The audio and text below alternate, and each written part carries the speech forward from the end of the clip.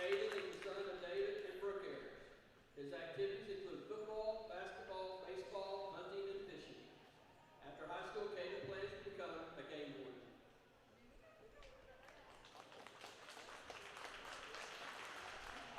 Our next attendant, representing the sophomore class, is Miss Jolie French.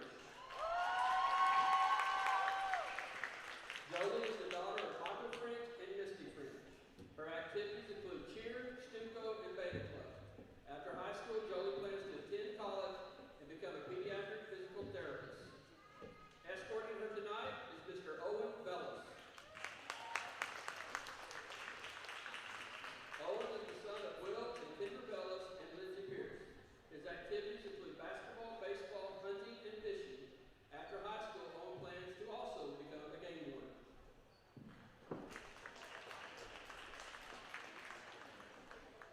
Our next attendant, representing FFA, is sophomore Miss Maggie Pogany.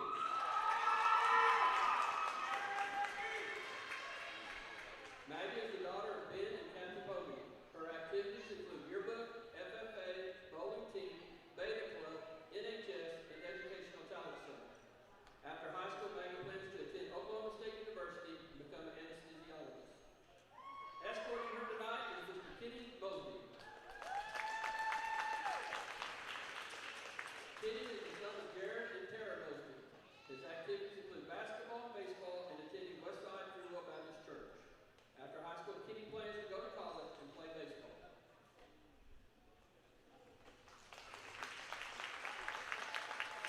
Our next attendant, representing the junior class, is Miss Haley Perlicka.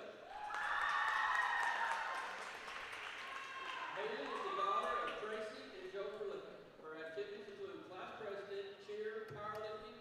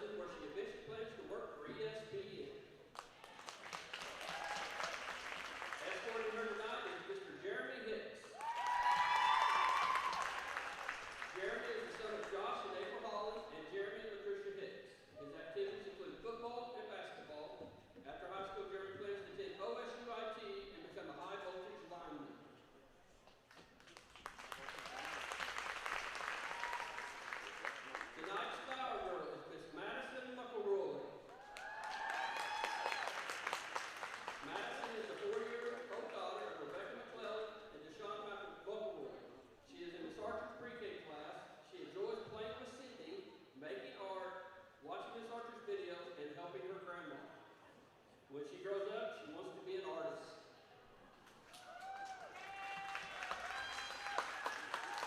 Tonight's crown bearer is Miss Nody Tyler Holland. Nody is the 5-year-old son of Josh and April Holland, and little brother to senior number 3, Jeremy Hicks. He enjoys Coach T's PE class, fishing, digging in his dirt pile, playing with his brothers and sisters, and riding his truck with his dad and papa. Also, Nody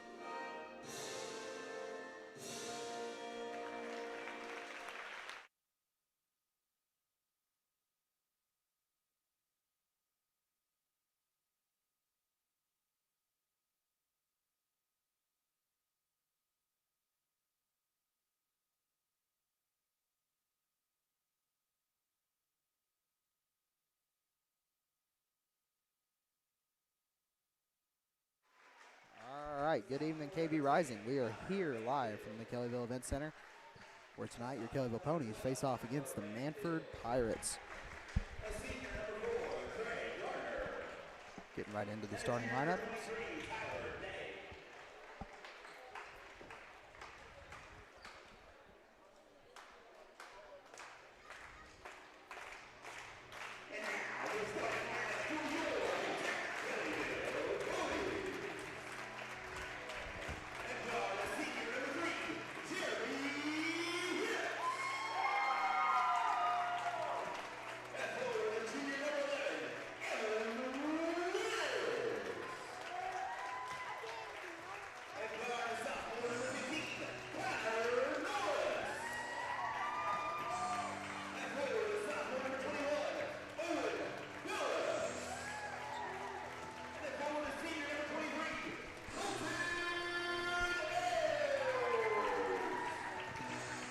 There you go, folks. I'm Terry Wiggs.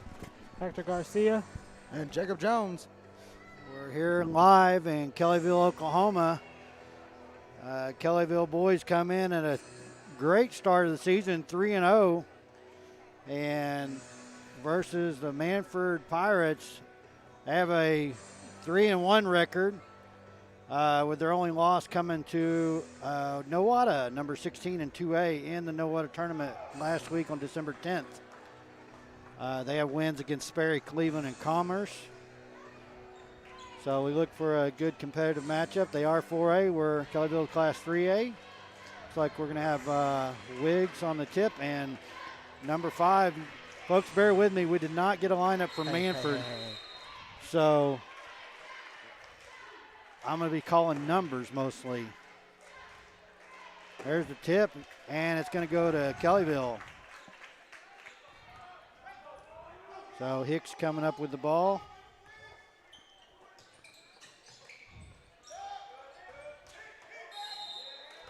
And Bell's going to be called for the walk. And you know, Terry, I haven't been able to be here for the past 2 games. I was here for our season opener, but I'm glad to be back here in Kellyville. Glad to have you back. Most definitely. Number 23 from Mannford at the top of the key, running the offense here. I do have a couple. Number 23 is May, and number 4 is Gardner. We'll learn the others as we go. And there's another walk. So both teams starting off with turnovers. Back-to-back turnovers, and both are walks. Don't see that every day, for sure. So both teams coming out just trying to get something going. Maybe a little rusty, but there's Hicks with a long 3. No good. Wiggs fights for the rebound, and it's going to come down loose and get pushed out of bounds on Mannford. So Kellyville ball under the basket. It looked like it was number 5 from Mannford there, trying to save the ball, and threw it back off his teammate there, number 4, as another foul is called. And it's a shooting foul, and it'll send Evan Wiggs to the line for free throws.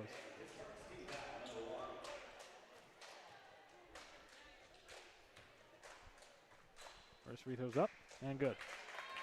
For the first points of the game.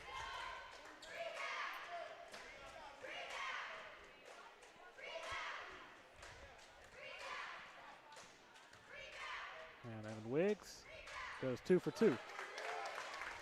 First 2 points of the game going to the Ponies here as Mannford gets us back underway. Hector, you'll do kind of like we did last week.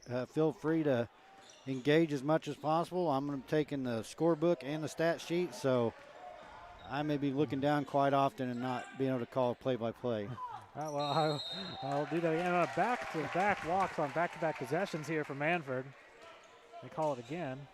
But yeah, I will definitely take you up on that as Jeremy Hicks will get us underway as the Ponies have the ball up 2-0. Pass inside, picked off there by number 4 as the Mannford Pirates look to run in transition. A foul on the floor, I believe, before the shot.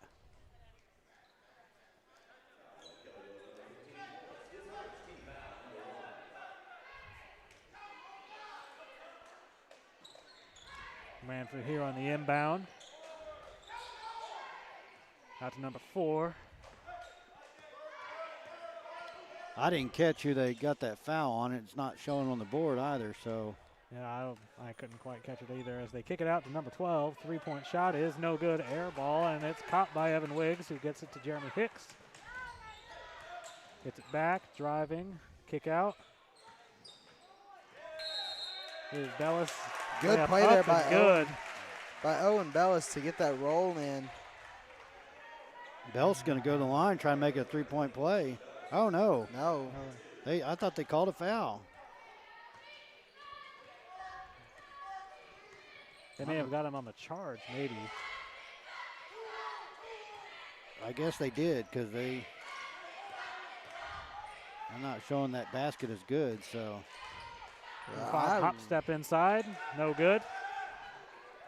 Colton Ayers brings out the deep quarterback. pass. And layup blocked, and it'll be Kellyville's ball here on the inbound after the block shot. And Jacob, I picked up on what you said there. Quarterback coming out there. I mean, he threw that bullet. I mean, he did. Fit it in. Just unfortunate how the play ended. And looks like Bellis is going to be the one to take the inbound pass. It's going to go to Evan Wiggs. Pops a shot up. Wow. Good. Terry, you never told me that Evan could shoot corner threes like that. It's not an everyday shot for him, but he does have the capability. That'll make him comfortable. He had one last week that kind of gave him a little bit of confidence. So. And they try to answer back with a 3. Number 23's shot is no good. Rebounded by Evan Wiggs. Jeremy Hicks driving the lane, kick out. Now Colton Ayers at the top of the key. Right at 5 minutes gone here in the first quarter. Just 5-0. Out of bounds, and it'll be Pony's ball. Bellis trying to squeeze that pass into Wiggs, and it gets knocked out by Mannford. And they're just going to reset the play out. Colton Ayers. If we sound a little muffled, we are wearing our masks tonight. Kellyville did change their policy. Last time we were here, once you sat down, you could take your mask off. Tonight, they're asking everybody to keep them on the entire time they're in the building, so unless you're eating or drinking something. So I apologize if we sound a little muffled. We'll try to speak up a little bit. I mean, I can hear you through my headset, and you sound Yeah. clear. So I think we're okay there. But, of course, if there is any issues down the road, we apologize. As we get underway here, Jeremy Hicks looking to run the offense. Gets it to Bellis. Mannford definitely have very fast hands all around. You know, they're trying to get on every pass that comes inside. And They've tipped quite a few so far. Broken up plays there that would just end up being a kick ball, but they did, they break up the play, make us start over from out of bounds, so that can change the motion of the game. And that was a very intense style of play. And, on offense, I've noticed they've been trying to get it all around the perimeter, just side to side, side to side, waiting for the opening, and they've been moving very fast. Hicks just kind of holding the ball at the top of the key. Here we go. He's just trying to feel out everything, obviously. The Mannford Pirates here playing a very tight man-to-man scheme.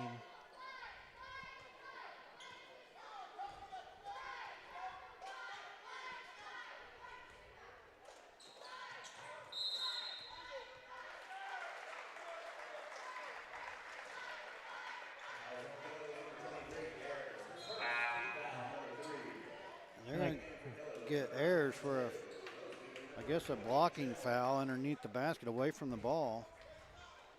And Jones comes in, gives Norris a break.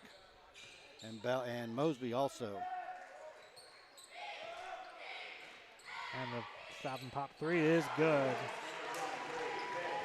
That was number 23 there from Mannford, getting them off the Oh, and it's picked off. And number 5 in transition, driving up, layup, no good. Rebounded by Trevor Jones. Kicks it out. Mosby's 3, no good. They're going to get Wiggs for a foul there as they're going up fighting for the rebound. That's his first.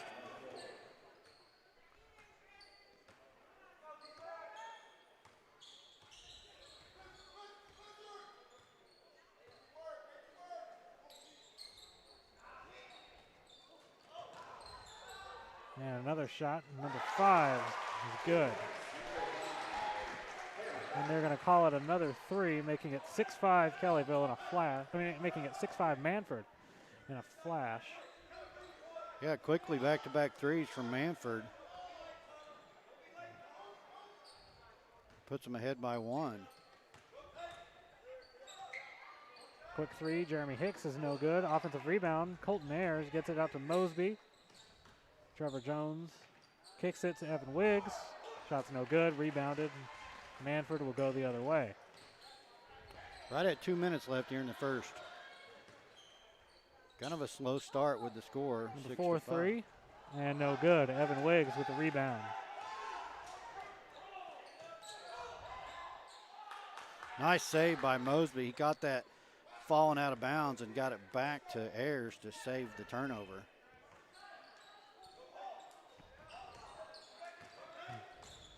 Jeremy Hicks, one-handed floater, no good. Offensive rebound, Evan Wiggs, put back, no good. They're going to call it jump ball and a turnover.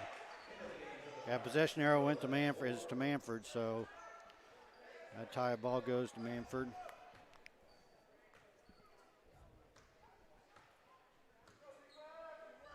Again, slow start for Kellyville. They're averaging 65 points a game. Oh, yeah.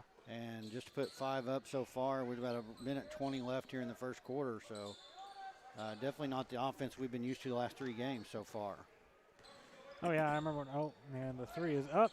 No good. Rebounded by Colton Ayers. Kick out. Kenny Mosby, step side. 3-point shot up. And it's going to go over the backboard and no good. Kenny Mosby has got such a quick release.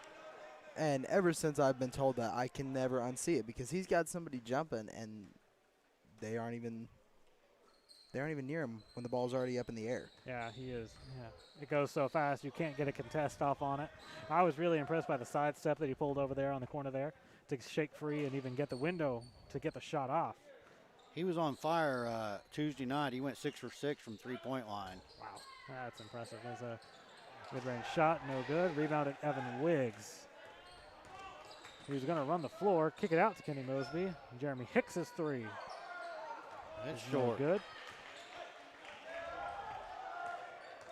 And number 23, kick it out to number 5, whose shot is up and no good. Rebounded Colton Ayers. Quarterback pass out again to Jeremy Hicks. Layup no good. And Evan with another tip in. I know it didn't count, but man, he had one of those Tuesday night, and it was one of the most impressive plays I've seen from our boys this season. I remember the first game of the season whenever I was here, it felt like every possession I was saying, Put back, put back. Yep, that's all it was. Every offensive rebound went his way. I'd love to see that again as Jeremy Hicks' free throw is good.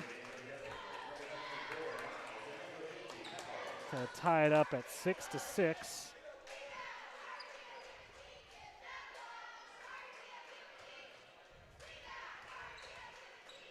And second free throw is up and no good as he goes 1 for 2. Wow, that was almost a putback by Mosby.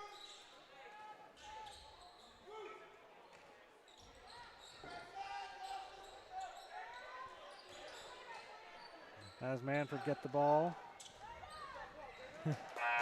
And that'll be the end of the first quarter. Very slow start for both teams, 6-6. Very unusual for Kellyville.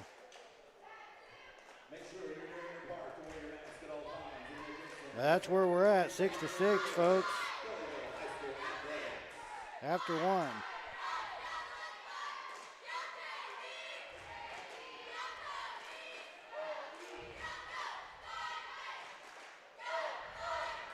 But I'd like to apologize if it's just me talking a lot. Like Terry said, he's taking stats and the score stuff.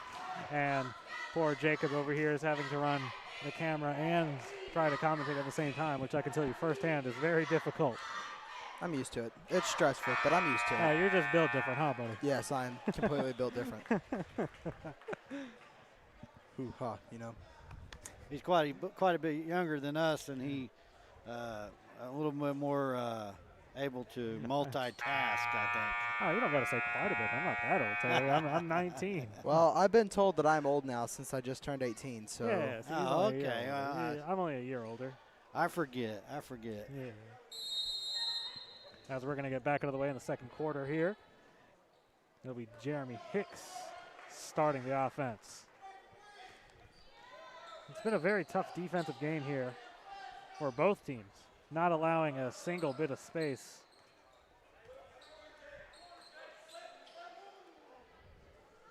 The Kellyville offense over here trying to get going, getting shots open in the corner. But the Mannford players just seem to be fast enough to get out and close out on most of them, barring Kenny Mosby, who, of course, does have that release, which is just about fast enough to get the ball off here. Colton Ayers looking for a window, doesn't find it, goes back to Jeremy Hicks, inside Evan Wiggs. Tries to pass it in to Trevor Jones, but the ball is mishandled, and it'll be a turnover as Mannford get back underway. It'll be number 23, another shot from him. Up and no good, rebounded. Put back is no good, rebounded by Evan Wiggs.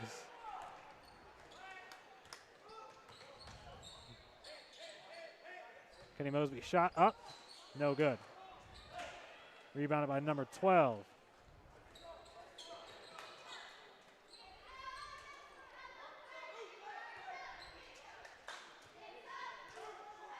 Obviously a little bit different of a night tonight, homecoming, so that means the boys are playing first, as you can tell, so it's kind of an off night for both teams.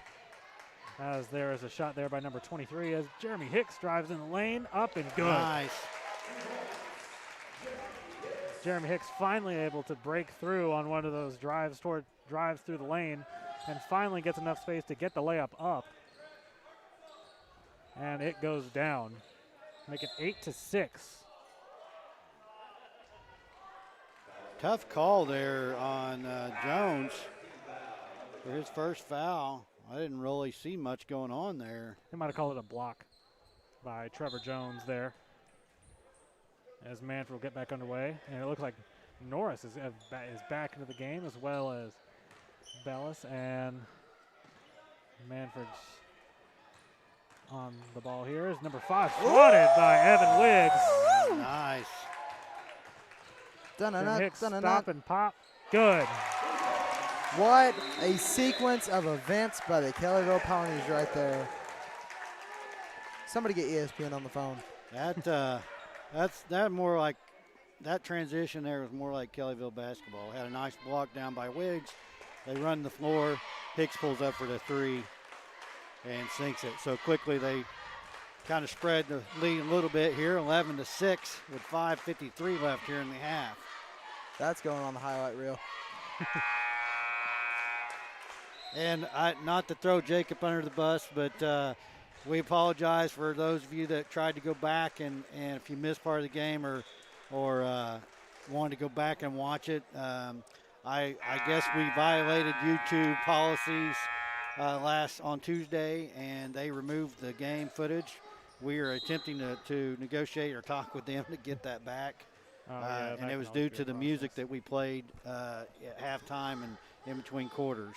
Yeah. Copyright laws are not fun. They're Kids do not play songs on YouTube. That's my life lesson. Yeah. So, And sloppy sloppy play there by Mannford as they do end up recovering as they look to get back here. Number 23 on the ball. So seems to be their guy, taking a lot of shots so far.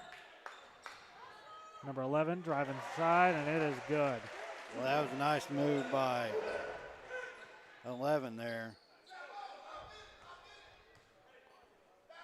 Again, I apologize if there's any Mannford fans out there listening. All we have is the numbers. With the headset on, it's hard to hear the announcer. He gives the names as they do score, but So I'm sorry that I don't. Jeremy have the names. Hicks's shot is no good. Rebounded, put back by Evan Wiggs. Can finally say that again.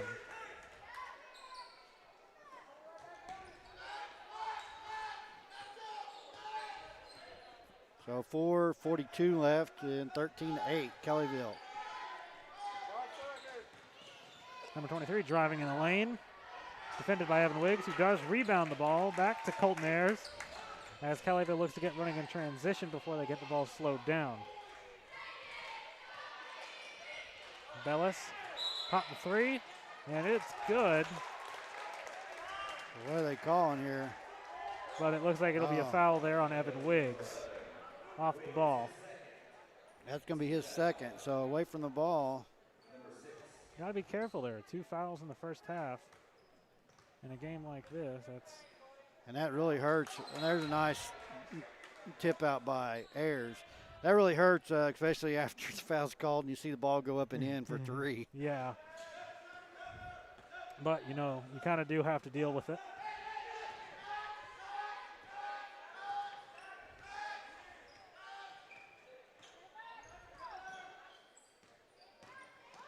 Oh, there's a walk. And they're going to call it travel. And I think that's the 3rd walk that the Mannford Pirates have had here in the first half. The entire Kellyville bench stood up to help the ref call that walk. It looked like they did it all in sync. They all did the motion there for the travel call. And Coach Heath, once again, very animated coach. He really helped the ref out there. He made sure that he knew. And Jeremy Hicks' shot, no good. Rebounded by number 11. Number 23 kicks it out. Number 4's corner 3 is up and good.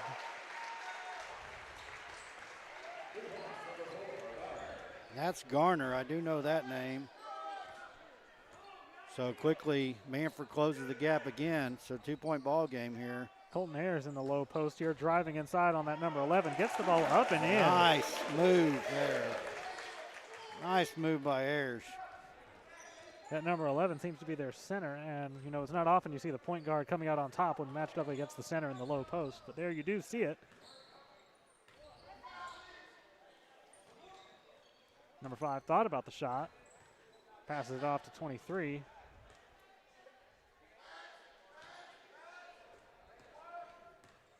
Driving inside, kicks it in. Number 11's shot is up and good.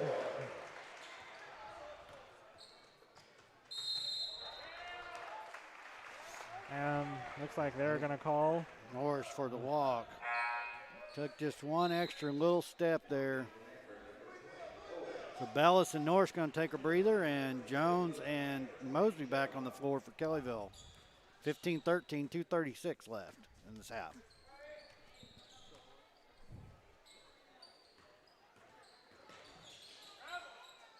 Former Pony Jordan White coming up behind us and patting us all on the back. Oh, yeah. Kellyville celebrity Jordan White. I don't know what you're talking about. Not just former Pony. Yeah. Number 4 shot up and no good. Rebounded Colton Ayers.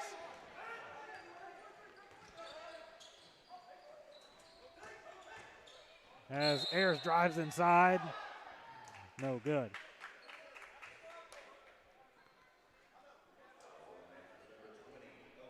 Yeah. And it looks like they're going to send Ayers to the line to shoot 2. Speaking of Jordan White, it was his birthday yesterday. Oh. And also, it was Kirsten Kaiser's birthday yesterday. Happy birthday to the two of them. There were a lot of birthdays yesterday. As Colton Ayers misses the first free throw. Of course, you have both of the duo there from a few years back. Jacob Heath also there as Colton Ayers' second free throw is no good. 0 for 2 at the line. Don't want to ever have that.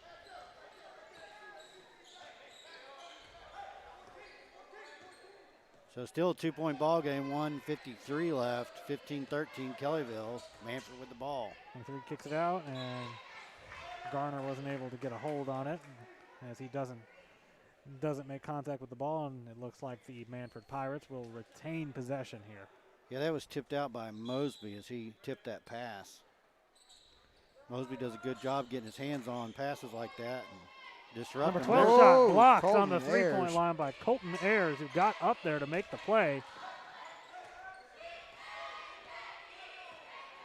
That was a nice defensive play by the senior, Colton Ayers. Almost got another block there, and there's a rebound by Hicks. And to Trevor Jones driving the lane, layup up and good. Woo! Nice. TJ putting on a show. And he will go to the line to make it a three-point play.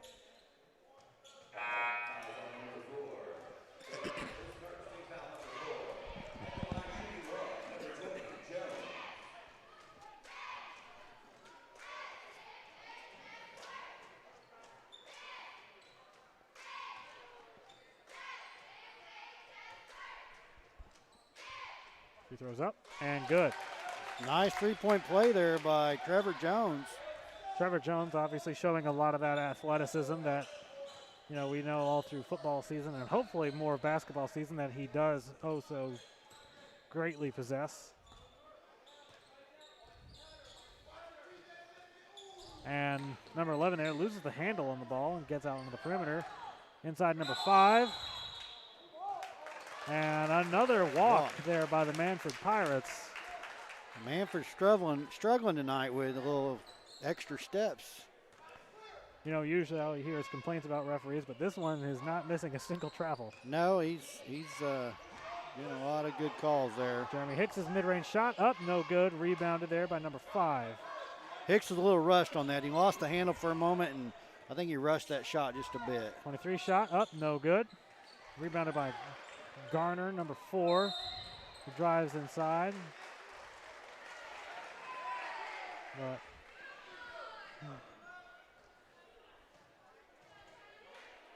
and it looks like they're going to send him to the line as the Mannford Pirates are here in the bonus. I think they called that on Hicks. Garner free throw up. No good. Rebounded by Evan Wiggs.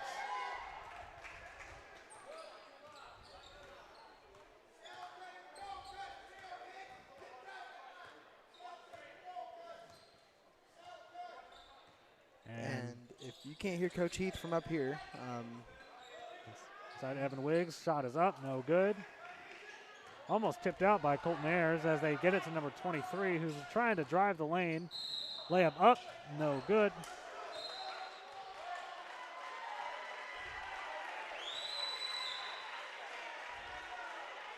They're going to give him the basket. They're going to say goaltending on Ayers. He came up and slapped the ball, or slapped the backboard trying to block that. So they're going to give him the 2 and send him to the line. With 9.6 seconds remaining here in the first half.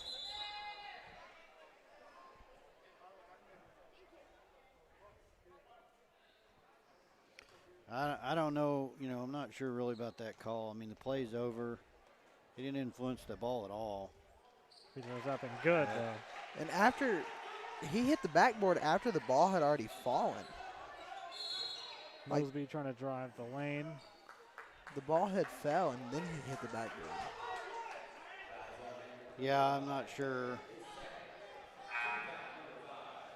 That brings it back to a 2-point ball game. Kellyville 18, Mannford 16. Kellyville with the inbounds pass here, 3.8 seconds. So see if we can go in with a basket here at the half.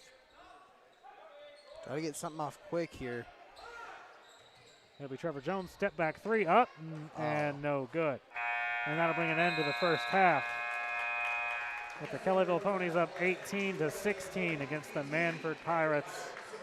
Another kind of, we picked it up a little bit there in the second quarter, but still a slow offensive game for Kellyville standards, averaging that 65 points a game. So, Terry, I think it's all down to perception because, they did have, 6 points in the yeah. first I mean, half?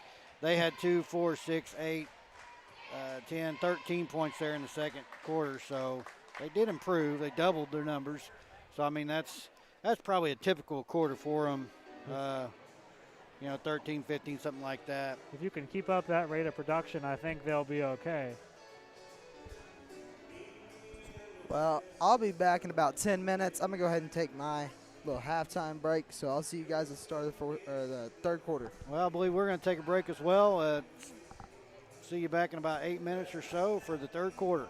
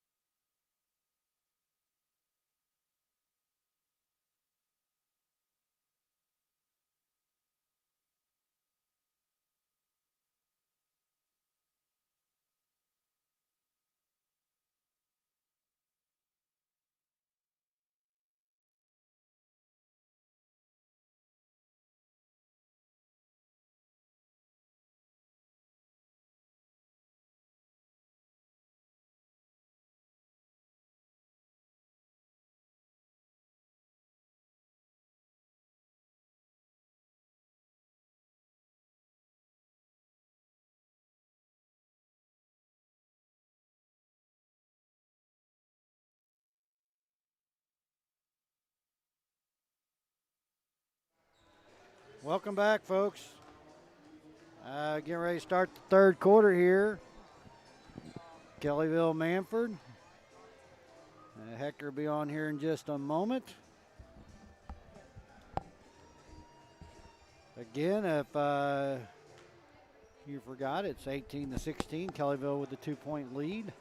Little slow start for both teams' offense, but they mainly first quarter. Both teams picked up. I misspoke. We had 12 there in the second quarter, not 13. But both teams had 6 in the first quarter. Kellyville doubled that with 12 in the second quarter, and Mannford improved the second quarter and scored 10. So that brings us to 18-16. So I was just saying, if we just keep up the pace of doubling the score of the previous quarter, Yeah, then we're good to go. Yeah. Absolutely. Statistically, we should win. But, you know, there's still a whole half of basketball to be played. And we're going to get back underway. Switching sides here as Mannford will get us underway.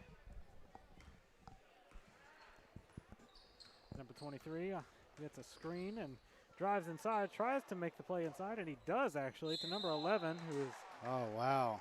And then They're going to get Wiggs for his third foul right off the bat. And it'll be that number 11 back to the line to shoot 2.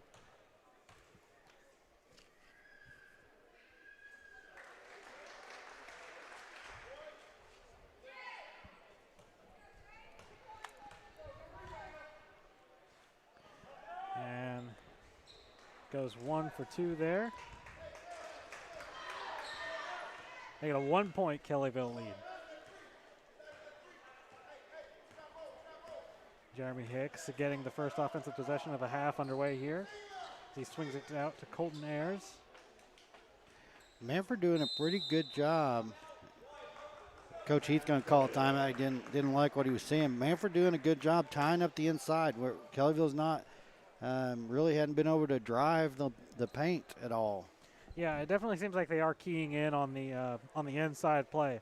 I don't know if you noticed there, but they had 2 men on Evan Wiggs there in the low post at the same time. They just continually seem to keep him double teamed. You know, and that's something that he's going to see as the season progresses. He's had his opener, he had 30 points. Tuesday night he had 29. Teams are gonna recognize that, and they're not gonna leave him single covered. So that's just something he's gonna have to fight through. I know that Jordan White saw that quite a bit, especially his senior year. Yep. Almost every team we played ended up double or maybe tripling covering him. And with players that are that dominant down in the low post, that's really what you have to do. You see it at every level of play. Well, and what happens is at that point he's just got to become a team player, pull those defenders off, Ayers and Hicks and Bellis and Norris, and give them opportunity to put points on the board. He can have a drastic impact without having a bunch of points on the board for sure. As Colton Ayers takes the shot, no good. As Mannford comes down with the rebound. But yeah, you're exactly right there. If Evan Wiggs notices the double, he can drag both of those defenders with him and leave somebody open. As a long pass to Jeremy Hicks, just overthrown there by Norris. It'll be Mannford ball. It was a nice steal by Norris, but he just put too much on it when he tried to get it back down the court to Hicks.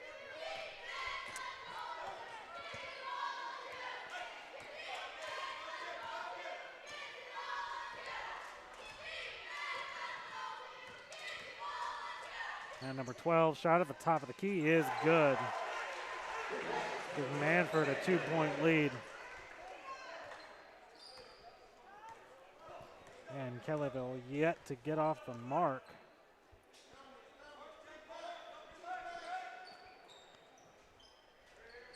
To get to Jeremy Hicks on the inside. Tough shot up. No good. Rebounded by Colton Ayers. His shot is put good. Back. To tie it up and get Kellyville off the mark for the second half.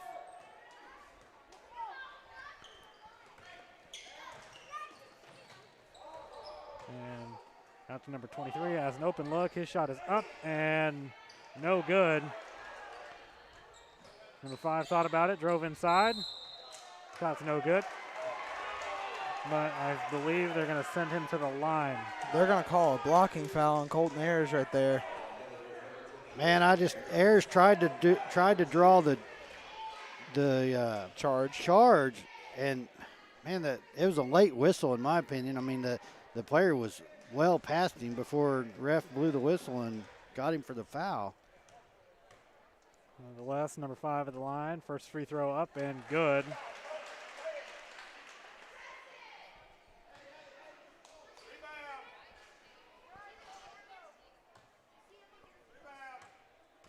As he looks to make it 2 for 2 here. Doesn't. 1 for 2.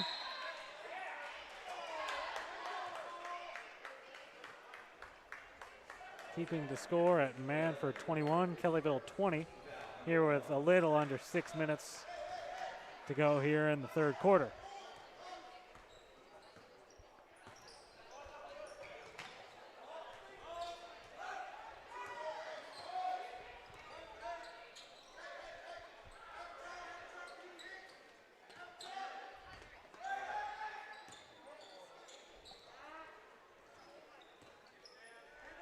Evan Wiggs pops 3, no good. Rebounded by number 5.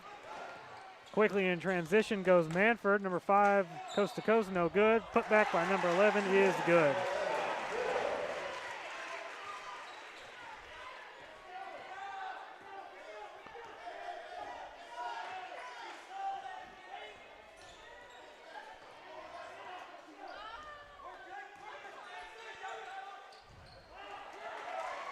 Wiggs can't handle the pass in from Hicks and loses the ball.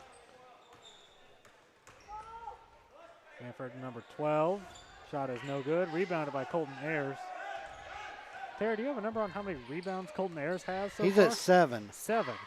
Wiggs is at 12. So we're doing a decent job rebounding the ball, it seems. Jeremy Hicks 3 is good. To answer back.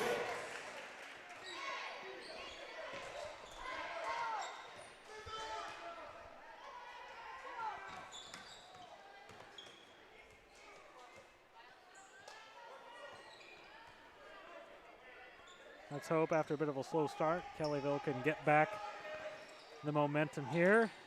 Inside is number 11. Kicks out to number 4. His shot is up and good.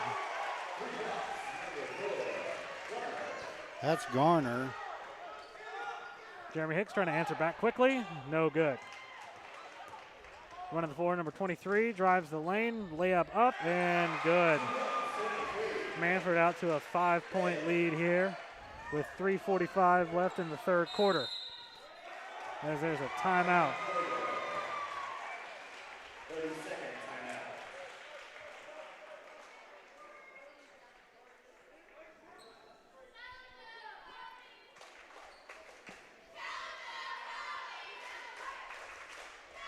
So 28-23, Mannford with the lead. 3:43 left here in the third.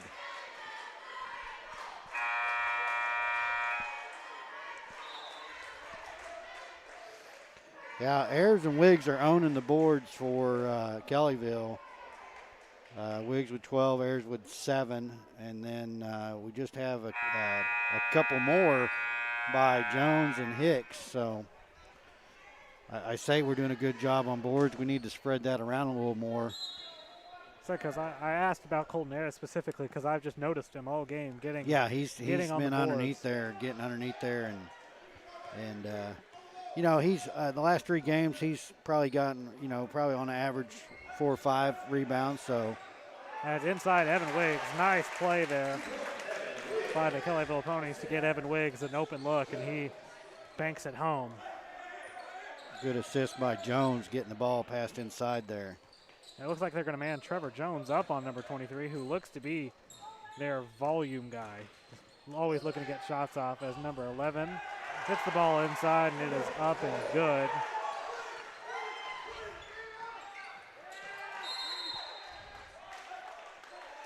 Has a bit of a scuffle there, and it ends in the Ponies maintaining possession.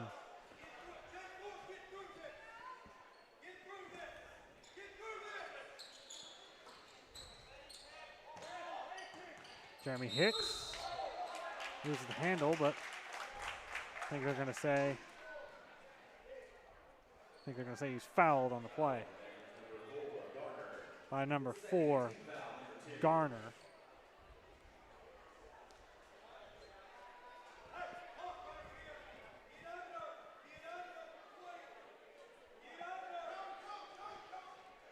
.258 left here in the third period. Mannford up by 5. Ayers on the inbound, looking for an option. Eventually gets it outside to Jeremy Hicks. Well, that was close. That ref had about a half an arm movement to call the 5 seconds. Kenny Mosby sidestep, 3-point shot, up and no good. Goes back to what Jacob was saying last half about Mosby just having that fast release and able to get it off before the contest.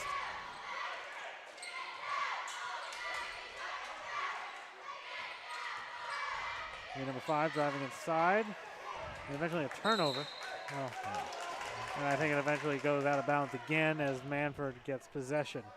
Again, Mosby getting his hands in on it and disrupting the play, but he wasn't able to save it. He knocked it loose, wasn't able to save it before it went out of bounds.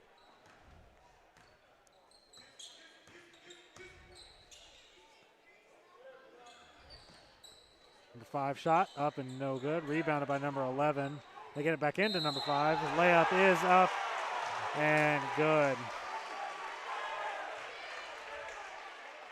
And he's going to go to the line, try to make it a 3-point play.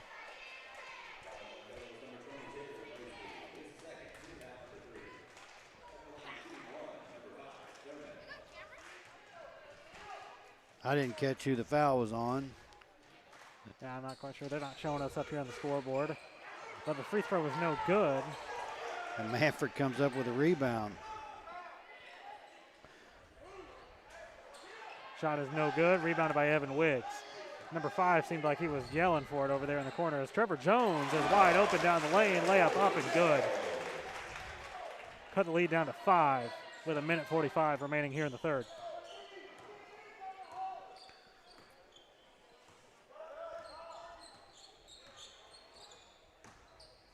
Number 23 driving in. Tough shot. No good. Rebounded by Evan Wiggs.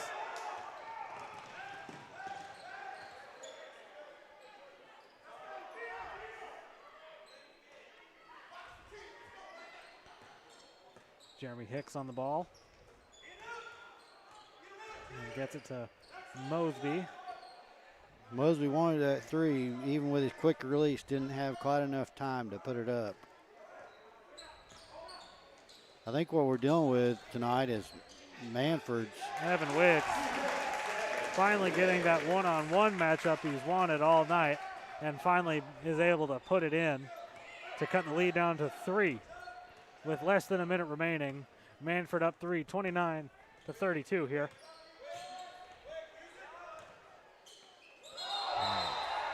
And they're going to call another travel here.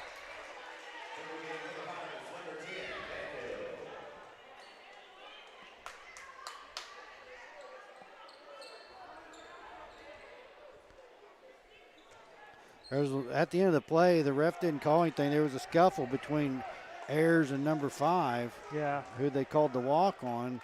I saw Ayers had his arm wrapped around his number 5's head there. Nevertheless, Kellyville get possession of the ball, and they're going to try to make something out of it as Hicks drives down the line. And Hicks going to draw the block, so he's going to go to the line for 2. Obviously, you may have been able to hear the Mannford fans not exactly in agreement there with that call.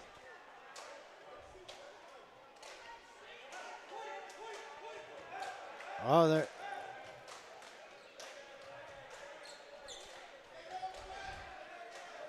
I guess they're not going to let him go to the line. They're just. Yeah, the Ponies aren't in the bonus, so he's not going to get the free throws, but they do get possession here.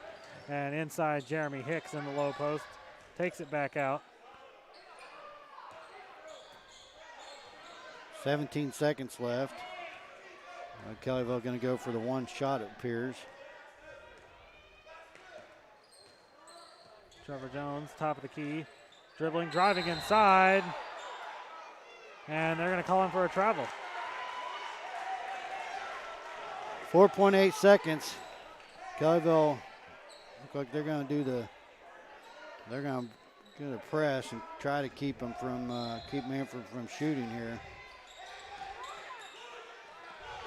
Number 5 looking to get down the court quickly.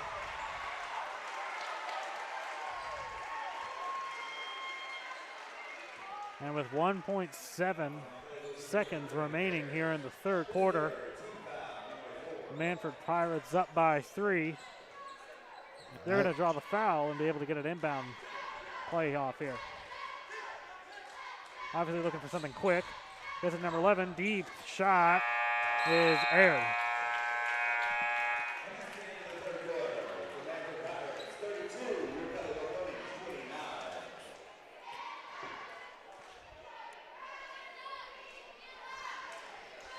Well, Hector, looks like we went the other way. Scored 11 in that quarter. If my numbers are correct, I believe they are. And that would have been Mannford at 16, right? Let's see here.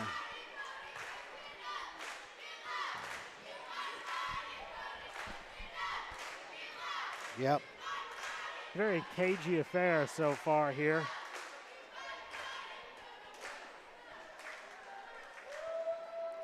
Jacob, what are your thoughts on the game so far? My back hurts and my legs hurt. All right, but what are your thoughts on the game, man?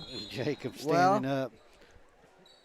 I think that Mannford is up by 3 points. And I think that if we would and I didn't say this Tuesday, I think we should slow down the ball a little bit, but not too much to where we would keep doing the turnovers. Don't go super fast paced to where you're going to do the turnovers. But slow it down just enough to where you can actually get a shot off and actually make some smart plays. And we're underway here in the final quarter of play. Ponies down 3. Evan Wiggs gets the ball in the low post, puts a shot up, and it's good.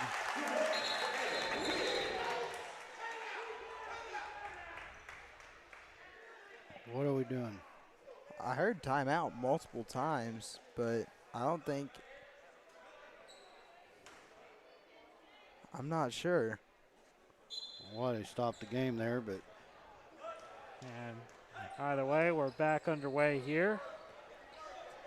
Pirates lead cut down to 1. Kick out, number 5. 3-point shot is no good. Offensive rebound by number 4, Garner.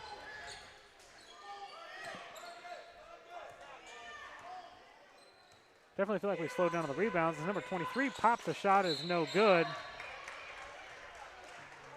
Foul there on Mannford as Kellyville will get possession there. But I definitely feel like we've slowed down on the boards.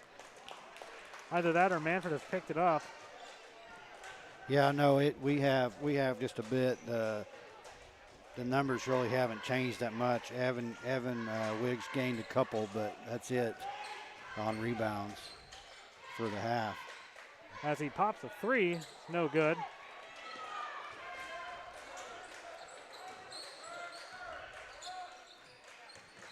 And 5, step back, no good. Rebound by Jeremy Hicks. Pull it mid-range, no good.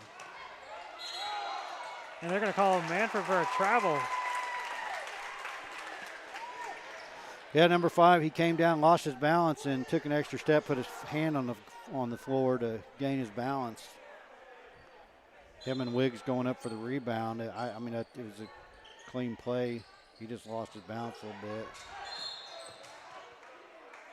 Oh, wow. I think they missed that one. Wow, they missed that one for sure.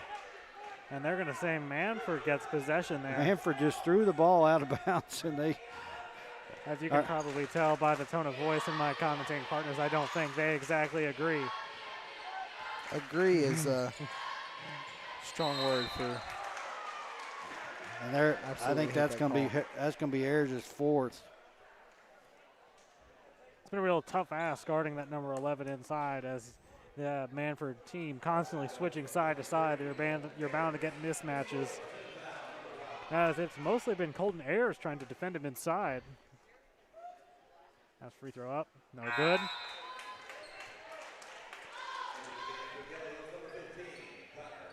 I don't like to see errors with 4 fouls, but it ended up being a good foul there. Since he missed the one, we saved at least 1 point. We'll see if it saved 2. And it did not. Number 11 puts in his second free throw. Makes the score 33-31 with 6:20 remaining here in the fourth quarter.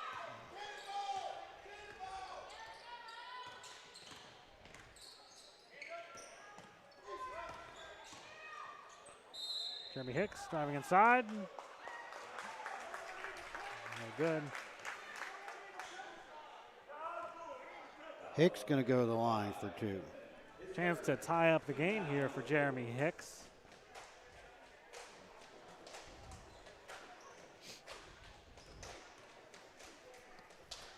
First free throw's up and good.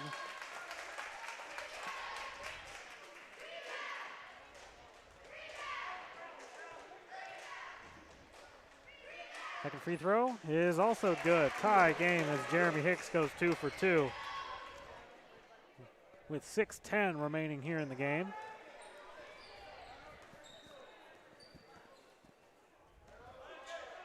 Very cagey affair all evening here. Yeah, it's been a very, very, very defensive game. Talked about the low scoring all game, so. Mannford puts up a tough shot, it's no good. Offensive rebound by number 11. Gets it inside, number 4. Layup up and no good. Colton Ayers comes down with the rebound.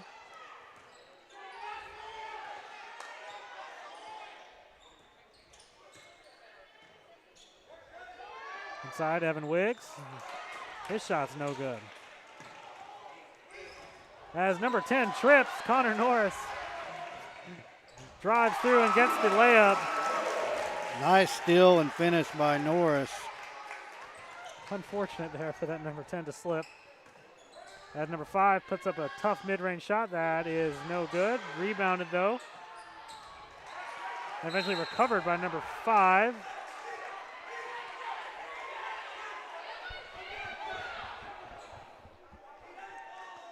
And it looks to me like they're going to retain possession. I think they called it on Bellis.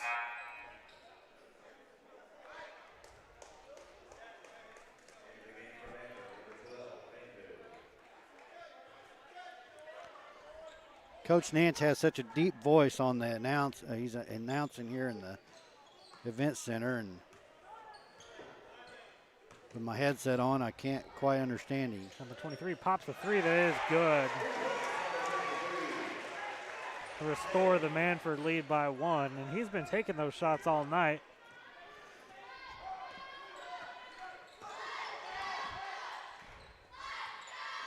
As Kellyville will look to respond here with 4 minutes, 40 seconds left here in the fourth quarter. Evan Wiggs inside, low post. Putting the Shot's moves good. on. Number 23 trying to draw the charge, fails to do so as Evan Wiggs puts in an easy shot. Put the Ponies up by 1. And it looks like it'll be a timeout, Mannford. 1 point ball game, 4:21 left to go in the contest.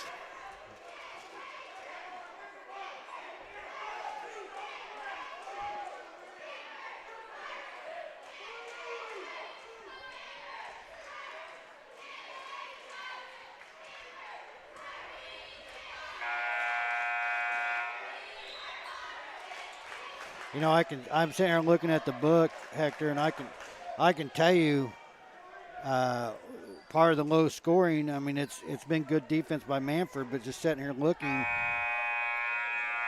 the vast majority of our points are coming from 3 players. There's only 4 players. I'll take that back. There is 5 players that have put points on the board, but normally it's quite more spread out than that as far as the number of points from each player. As number 12 takes a shot, and it's good. And that's going to put Mannford up by 2. 4 minutes remaining in the fourth quarter. Ponies down 2.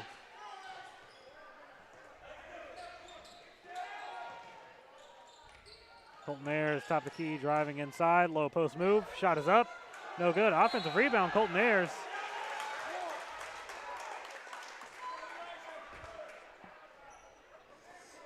And they're not going to count they're counting the foul on the floor. And I think it was number 11 there on the foul. Evan Wiggs inside. Tough shot. No good. Rebound at 23. Just slows it down. Driving inside. Kick out. Number 5. Steps in. Drives. No. Oh, my goodness. Basket's waved off. They didn't count the basket, but they're going to get Bellis. His third foul. But that is, I guess we must be in bonus. Yep. Or they must be. Yep. It's going to send number 5 to the line for 1-1. Number 5's free throw is airballed. No good. Wish we had a sound effect for that. Yeah, Jacob, that's your job, man. Yeah, you're the tech guy. Come on, buddy. Come on.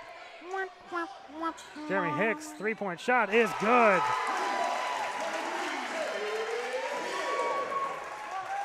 You know, Jacob, I told myself if I was ever commentating a close game that I was going to make one of those Mike Breen bang calls. That's what I was going to do, but I can't. There was the chance right there. It never gets too loud to where like kind of you have to yell. Yeah. Shot there by number 23 was no good. Connor Norris driving inside. Comes back out. Under 3 minutes to go here. Ponies up by 1. Jeremy Hicks, another 3-point. No good. That ball just kind of stayed up there on the rim for a second. Number 23 inside, tough shot, no good. They're going to get Norris. And they're going to give him 2 shots, 2 free throws. 2:32 left in the game. That's going to be Norris's second foul. 23 to the line. That's May. That first free throw is no good.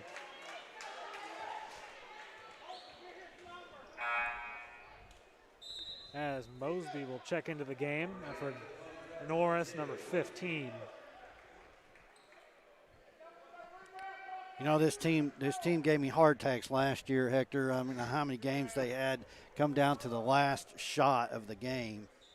As 23 goes 1 for 2 at the line, tie game, 2:30 left. And man, it just seems like this is what we're going to have tonight. This ball game just has that feeling that it's going to come down to the last shot. Oh, but as a player, that's going to be the game you love to be in.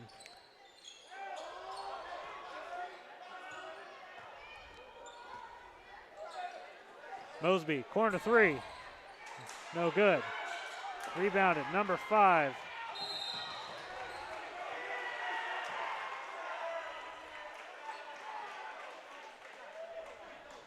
Foul on the play.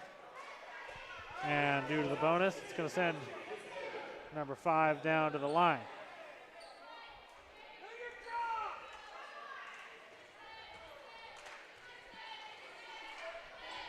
Two minutes, 4 seconds remaining. And the ref was talking to number 5 and Kenny Mosby right there. Number 5's free throw up and good this time. A couple of tensions have flared.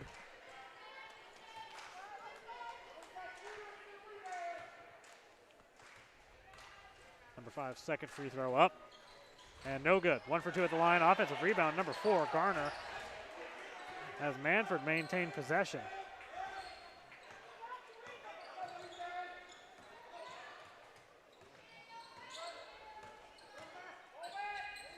Number 5, driving inside, layup is good.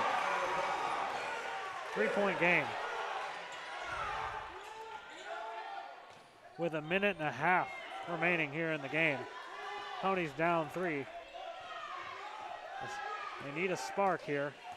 Hicks trying to find something.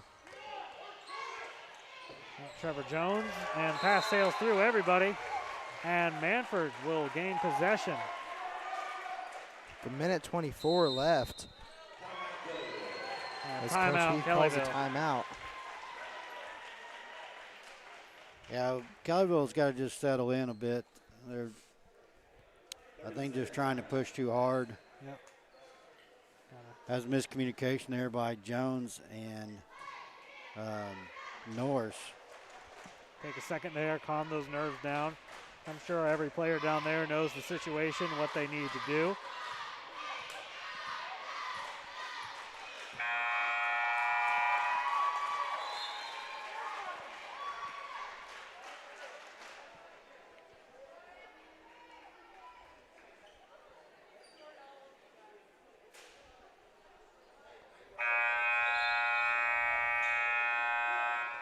Again, 1:24 left here in the ball game. Kellyville needing 3 to tie. It's going to be Mannford ball, so we just need to get a stop right here.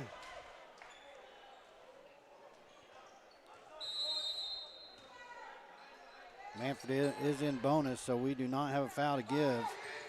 Be careful on the fouls. As the Ponies look to be employing that full court press to try to force the turnover. Inside number 11. This shot is good. And it's Mannford by 5 with a little over a minute remaining.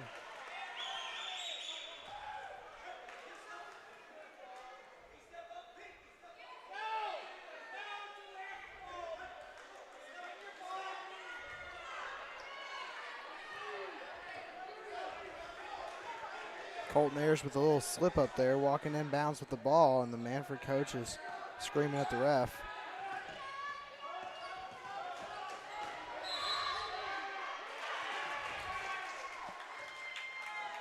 It looks like they're going to give the. It looks like they're going to call the foul on number 4.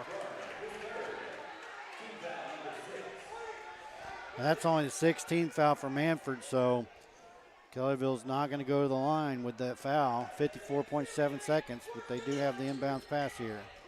Jeremy Hicks, 3-point shot. No good. Both teams fight for the rebound. Oh, how's that not a walk? Wow.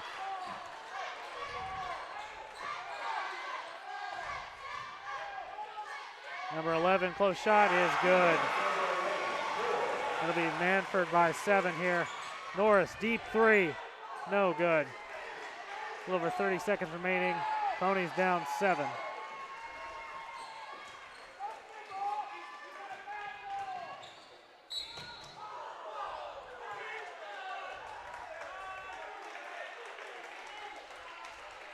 What's going to be the call here? They're calling it on Evan. Oh, wow. I don't know how that's a foul on Evan, but I'm going to keep my mouth shut. Number 23, when he was on the floor, he apologized to Evan. So, I mean, if that tells you anything, I don't know how. If Wiggs committed the foul, why would the other guy be apologizing to him? And his first free throw is good. Second one up, and it's also good. Mannford by 9 with 20 seconds or so remaining here. This game quickly got out of hand. That one turnover, we were down by 3, and that one turnover just snowballed on us. Yeah, and that's how it tends to happen as Evan Wiggs drives inside. Shot's good.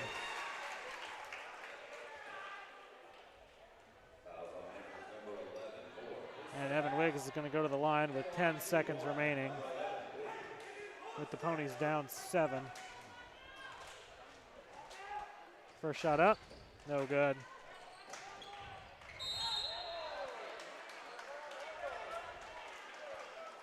I think they're going to call a foul on Connor Norris. Yeah, I think they're going to call it because he pushed him out of bounds. Oh, sorry, they called that on Trevor Jones. So shooting 2 will be number 5 with 7.5 seconds remaining here in the ball game. Mannford up 49-42.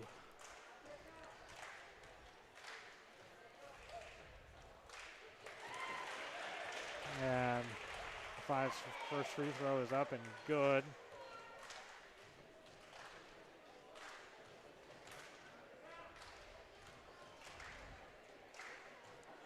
Second free throw up, also good. Mannford by 9, 5, 4, 3. It looks like the Ponies are just going to dribble the ball out. Well, unfortunately, folks, your Kellyville Ponies take their first loss this season, moved to 3-1, with Mannford taking this contest 51-42. Just really a defensive game.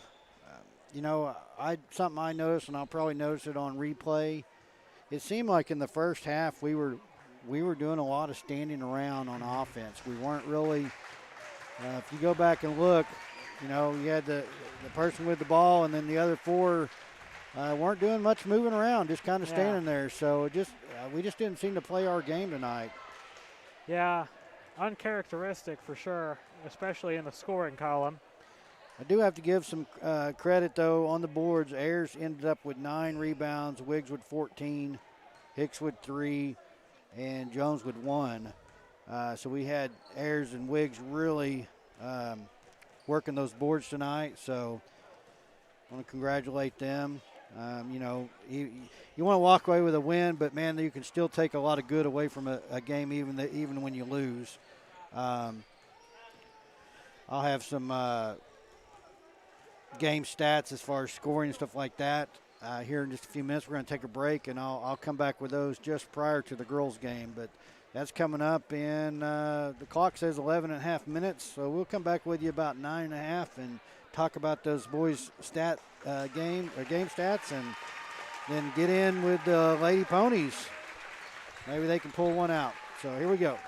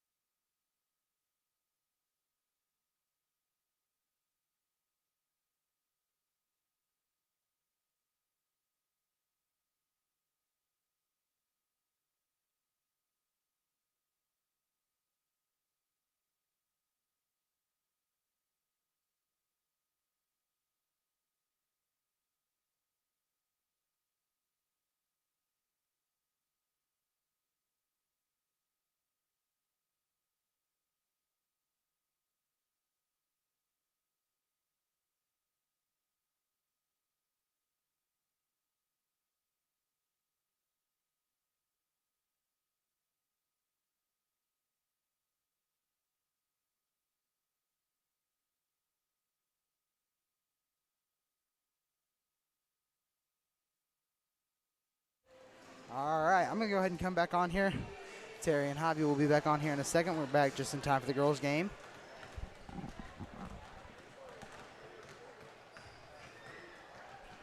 After the tragic loss of the boys, we are back now, and we are ready to get underway with this next game. We're about to do the starting lineup, so I'll let you guys listen in to that. First, the starters for Mannford. A senior, number 10, Austin Tierney. A junior, number 13, Lexi Elliott. A senior, number 14, Ethan Pierce. A freshman, number 23, Isabella Pearson. And a sophomore, number 35, Kaylee Hewitt.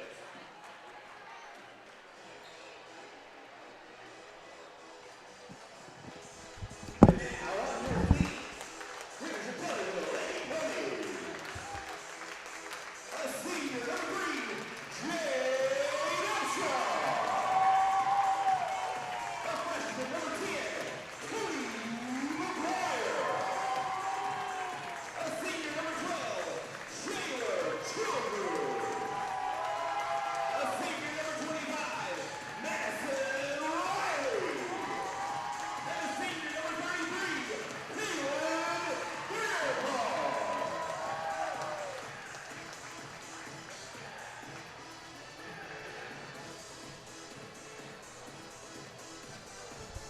And there are your starting lineups for both teams.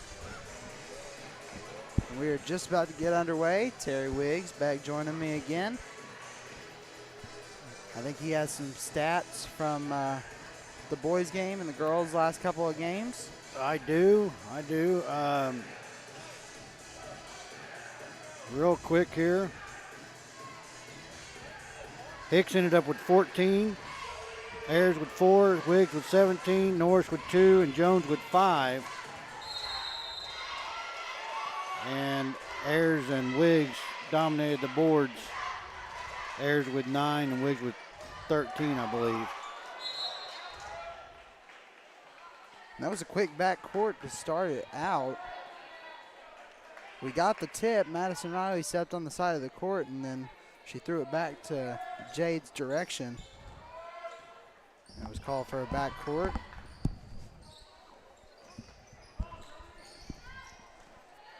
And Mannford's first shot, number 35, is good. And Hector Garcia back joining with us now. I apologize, I was a bit predisposed. Talking about, the other thing I do, my actual job with Miss Martin. But Another I'm turnover back. there. Back-to-back turnovers for the Lady Ponies to start out this game. Not the direction they were wanting to go with this. Getting their first loss on Tuesday night to Morris. Shayla Childers trying to save that, or trying to intercept that pass there.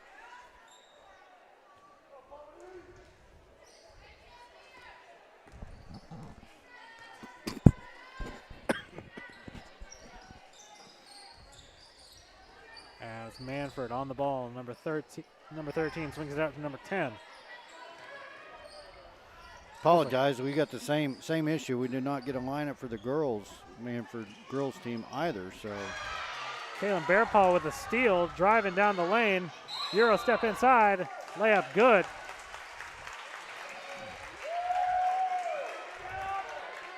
What a sequence by Kaylin Bearpaw there, getting the steal, running the court, and going to get the blocking foul. And she's gonna go to the line for one.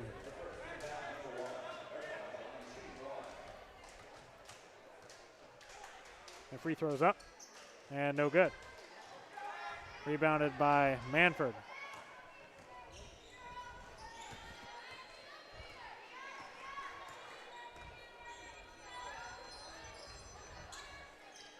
As Mannford looking to try to create some offense as they turn the ball over, trying to swing the ball out to number 13 in the corner.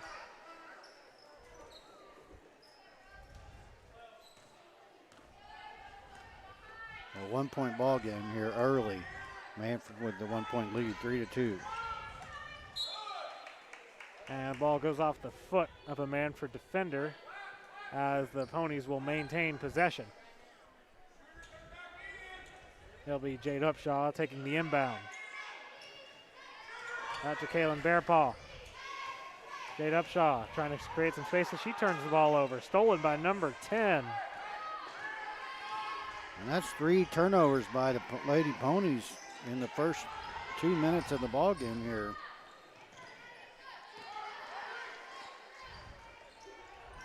Not like Lady Ponies there. And they're going to call another walk.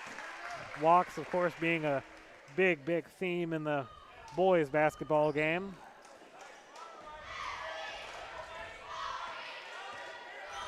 As the Ponies get back on the ball with McGuire, and the ball's turned over as Mannford get possession back. Number 13 takes the shot, and it's good. That's Elliott.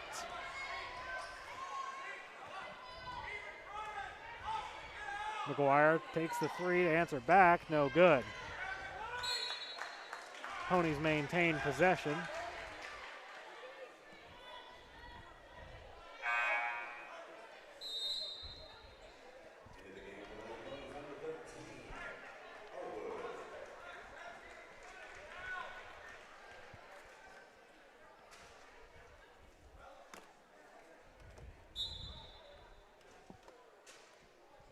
As Jade Upshaw, low pass inside Childers. Shot's no good. The Mannford Pirates, Lady Pirates, come in with a 2-2 record. Wins against Chelsea and Fairland, and they lost to number 7 in 2A, Oklahoma Union. Childers' first free throw is good. And Cleveland in overtime. So that's the 2-2 record of the Mannford Lady Pirates.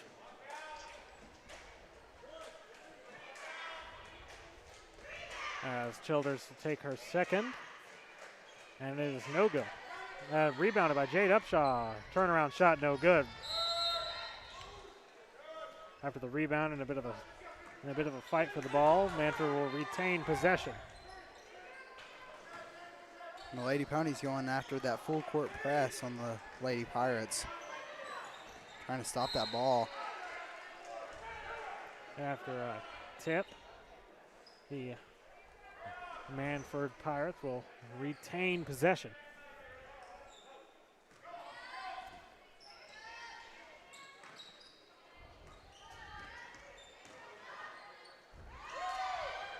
Nice defense by Childers there. Rebounded and secured there by Madison Riley. Gets it, Jade Upshaw. 3-point shot up, no good. Oh, you were ready for that bang call, huh? I've been waiting for it, man. Can't give it away, but you know I gotta get it organically. And Mannford 3-point shot, no good. Nice steal. Intercepted by Childers as they try to get it inside. Jade Upshaw. Jade Upshaw, circus shot. Wow. Good.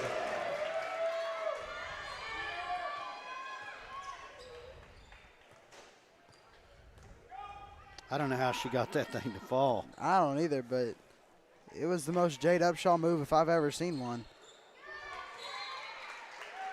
And after the tip, possession's going to mean possession.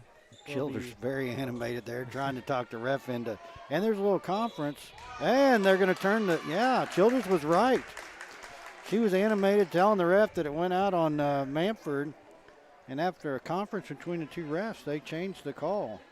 Don't see that often. No, you don't. You really don't. I'm sure his partner came over and told him that he had a better look. The ref closest to us definitely, may not have Childers seen. inside. Shot's good. Ponies by 1 with 4 minutes to play here in the first quarter.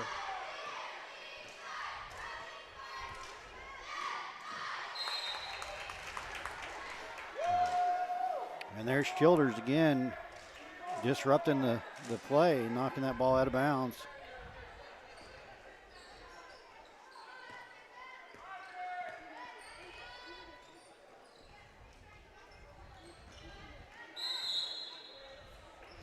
They're going to get Harwood. As she reached in on that. It's just going to be her first.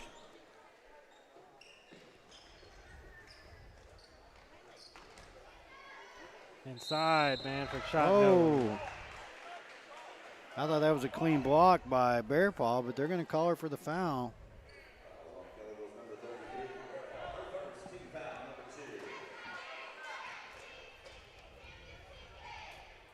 So that's going to send number 14 to the line. First free throw up. And good. Want to give a quick shout out to Javi here. He's running our scoreboard tonight, so each time you see a point on the board, he's hitting a little button. Oh, Jacob, you are too kind. You know, it's really a lot of hard work, but you know I make sacrifices. Here's the second free throw is something good, and there we go again. Another button press from me. It really is rocket science. It is definitely difficult.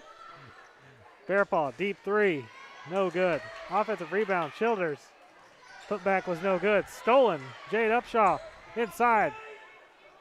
Shot's no good. Rebound again. Childers, no good.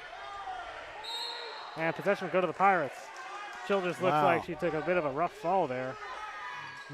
Coach Upshaw looking to press again. Early on the press. Childers wondering who had number 23 there. She's wide open for the pass. And rebounded by Childers. On to Jade Upshaw. Swings it out, Maddie Riley. Mid-range shot is good. Nice shot by Riley. You know, I'd like to give a quick shout out to Jacob Jones, who's also partially commentating and running the camera. Yeah, this is definitely rocket science. I can tell you firsthand, it's really difficult. Multitasking is not easy. Wow, what a three there, and it was just short. Childers with the rebound. Out to Jade Upshaw. I can tell you firsthand, it's not easy running that camera. I got fired off of it about 2 minutes into the football game against OCS. You looked exhausted. I wasn't going to put you through the torture. You had just learned that night, so I was like, he can't. No, I don't want him to do this. It wasn't anything against you. It's just you were there to commentate, not run the film. Oh, no, my grandpa told me I sucked at it. Anyways, possession here with Mannford.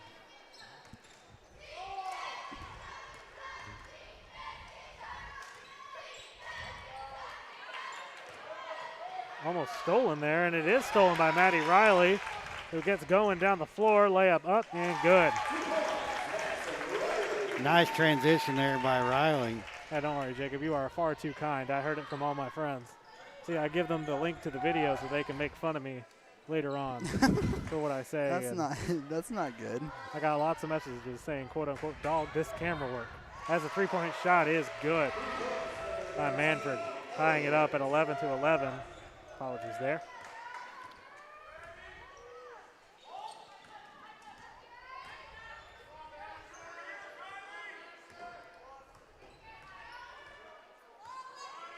Maddie Riley finds Jade Upshaw, corner three.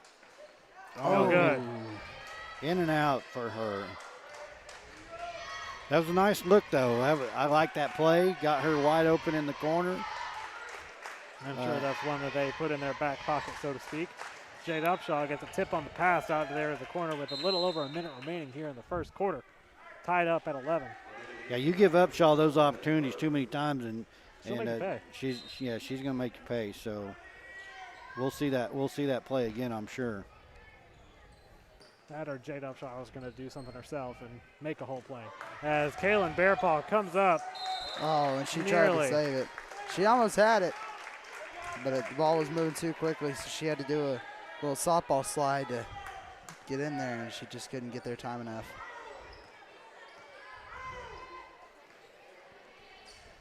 Lady Ponies obviously pressing high up on the Lady Pirates as number 11, her shot's no good.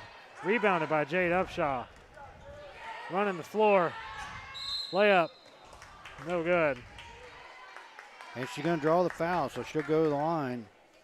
With 36.9 seconds remaining here in the first quarter. Tied up at 11. with Jade Upshaw going to the line. First one, no good. Well, that's something you don't see too often from Upshaw from the free throw line. And second free throw is good.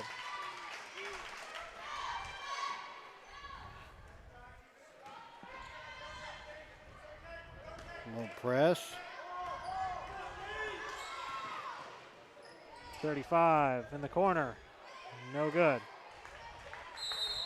Mannford will retain possession, though, after it's tipped out. That ball was just on the fingertips of Childers. She just couldn't bring it in. McGuire going to come back in, give Hardwood a rest.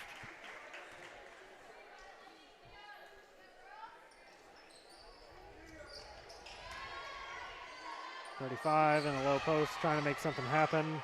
Shot's no good as number 23 gets the ball in the corner, fakes the shot, drives inside, layup up and good. 10 seconds or so remaining here in the first quarter. And they're going to call a kick ball here by number 13. 7.8 for Kellyville to make something happen here. They get the ball to Jade Upshaw. Childers. Jade Upshaw, corner three. No good. That'll bring an end to the first quarter. Kellyville Lady Ponies 12, Mannford Lady Pirates 13. And it looks like we're going to have another close game here throughout the entire game. You know, the boys' game was always within 1 or 2 or 3 points. Up until about the last 20 seconds yeah. or so. And that's when it got out of hand. So hopefully it goes the other way this time. I don't know about you. My poor heart can't take another close game like that one. Well, I'm a Seahawks fan, so I go through that every Sunday. So, yeah, that's just because you guys can't play defense. Don't remind me. Let's not get into football talk while we're in a basketball game. Oh, yeah.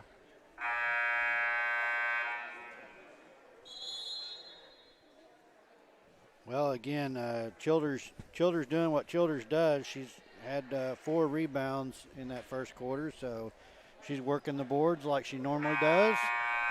So I'm sure we'll see that continue. Kellyville is spreading the ball out a little bit. 1, 2, 3, 4.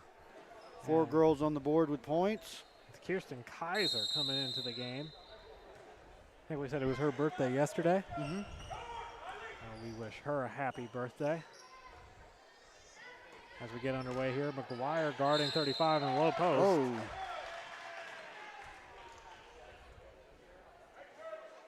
And going to send 35 to the line for 2 free throws. Kind of applaud the effort there by McGuire there, jumping up to contest the shot. It just doesn't seem right that she gets the foul, and she's the one that went flying across the floor. Yeah.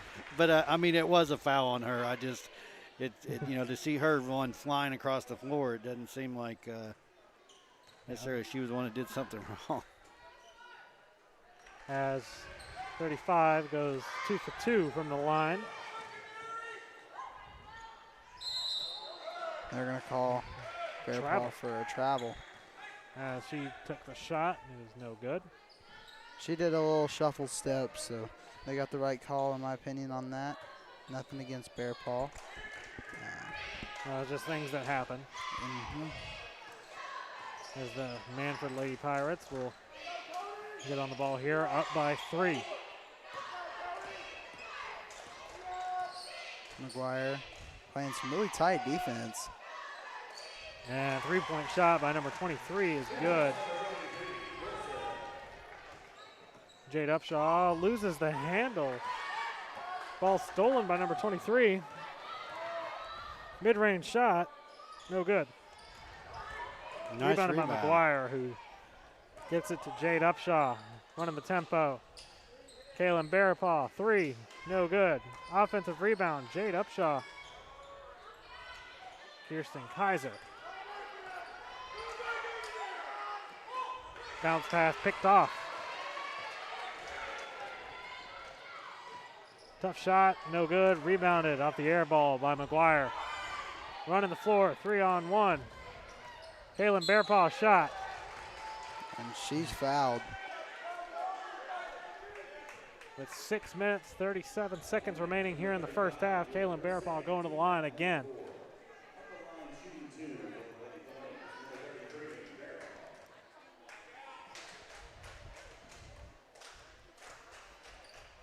Bearpaw's first free throw, no good.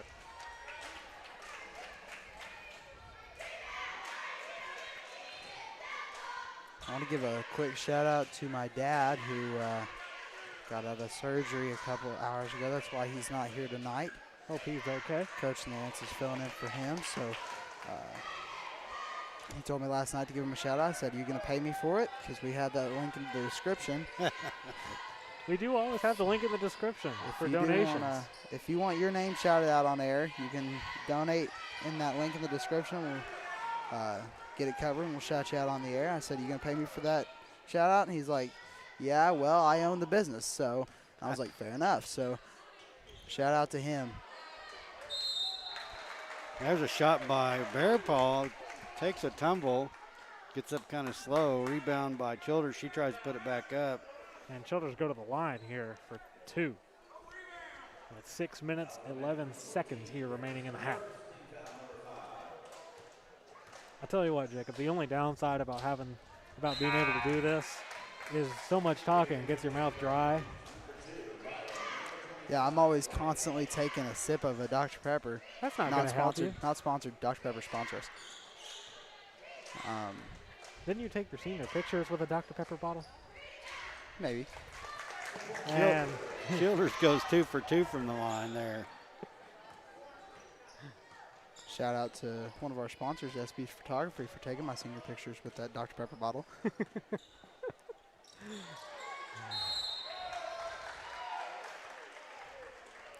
I think they're going to get Riley for the foul. yeah, that's what it was. And I think that's number 35 going to the line for 2 more free throws here. Under 6 minutes in the half. First free throw is good.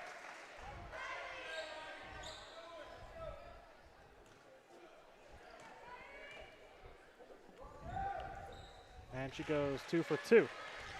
And she's 4 for 4 from the line tonight, number 35 for Mannford. So we don't want to put her at the line anymore if we can help that. Ideally, we don't want to send anybody to the line. Childers inside, no good. Defended there by number 14.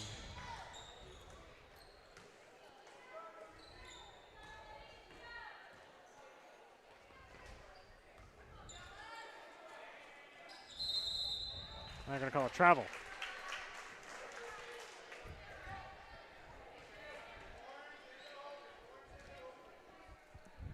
Five-point lead for Mannford with 5:25 left in the half. Jade Upshaw surveying the floor. Gets it inside. Childers inside. Good. Nice. Nice assist by Upshaw. Nice pass. Inside look there to Childers.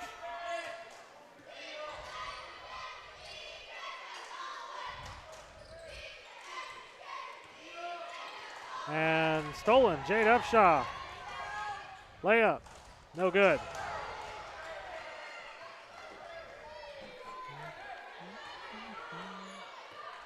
Great defense there by Upshaw. She had a strange angle going into the basket there. Kind of made that layup difficult with a girl on her. Number 23 lost the handle. Childers saved it from going out of bounds. What a save there. Upshaw. Stop. Shot. No good. Rebounded Maddie Riley, who drives inside. Pull up. No good. Rebounded number 14.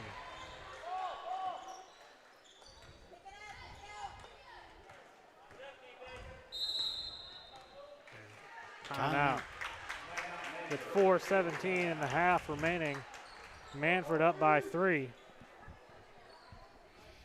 Well, these Mannford Pirates are causing havoc with the Ponies tonight. The Both boys teams- game and Both now teams here in the very girls game. Both teams very well drilled. just defensive games on both sides so far.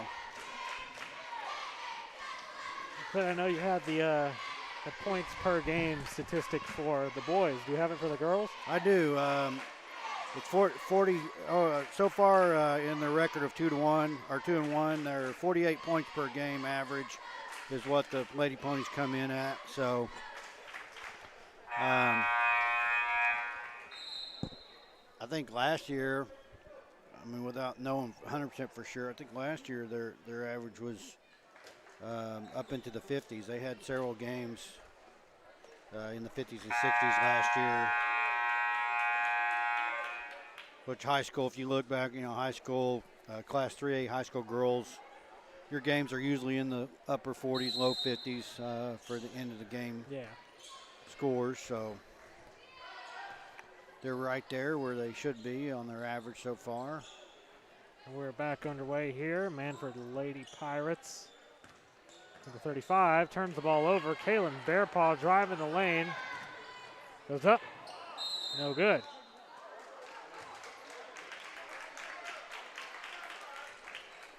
Foul's going to be called, so Bearpaw's going to go to the line for 2. I think this is her third trip to the free throw line. Number 13 for Mannford is kind of shaken up down there. She fell hard to try to get the charge call on Bearpaw. Yeah, so far Bearpaw's 1 of 2 from the line. We'll see if she can improve that number here. 13 still shaking up. The refs are giving her a chance. A little pat on the back from Bearpaw to her.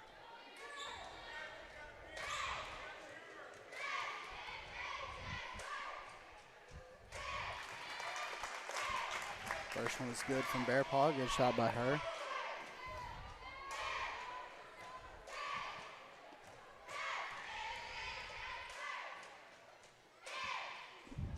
She's 1 for 2 again.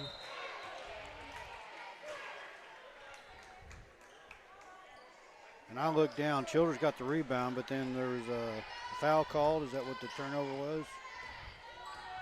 I think so. As Mannford gets back underway here in possession. Ball's tipped. Possession will stay with Mannford, though.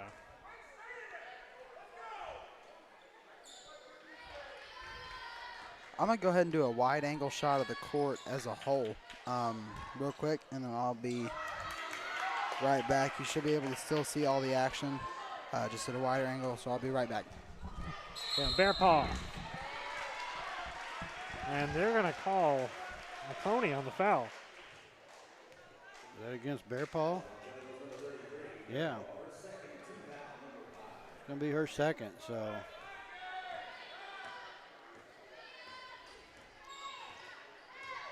I do apologize. You're missing our near corner here, but I'll let you know if the ball goes out there. And they're going to get Byram for trying to reach around a defender and knock the ball loose and get her on a foul.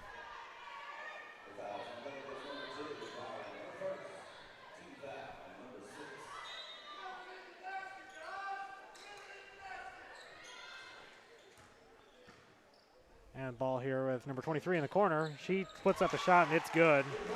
Wow. I apologize if folks were not able to see that. But She, Bearpaw was only playing like 2 feet off of her, and I guess she was like, you're going to give me that much room, I'm putting it up. ball tipped out of bounds by that number 23. With the score 23-18. With the Mannford Lady Pirates in the lead. Here with a little over 3 seconds here. About 3 minutes. I apologize as Jade Upshaw corner 3 is no good. Rebounded. Kaylin Bearpaw. Put back. No good. Offensive rebound again. Put back. No good. We're just not being able to find the net down here. Definitely not for a lack of trying or lack of effort. No, these girls are really playing their hearts out underneath. And Childers there with a tip. Goes down the floor. Layup. No good. Oh, my. Just unlucky there. Another steal. Bearpaw coming up with it there. Jade Upshaw inside. Childers. They say that was clean. Yeah, there's a struggle over the ball, And ball goes out of bounds. Possession back with the Lady Ponies.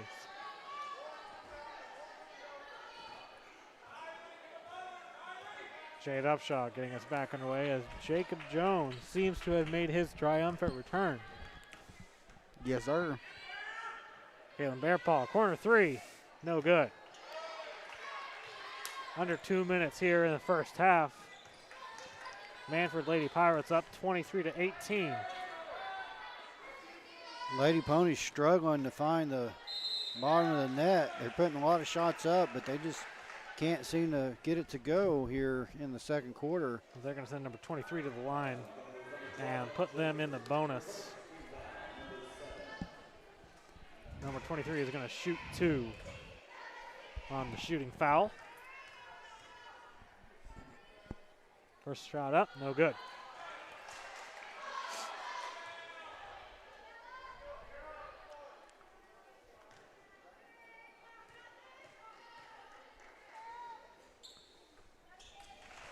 And the second one is good.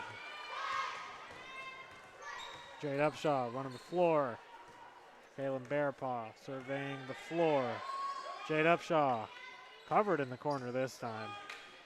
Makes a move inside, no good. Oh my goodness. Adding to the offensive woes here by the Lady Ponies. That ball just in and out.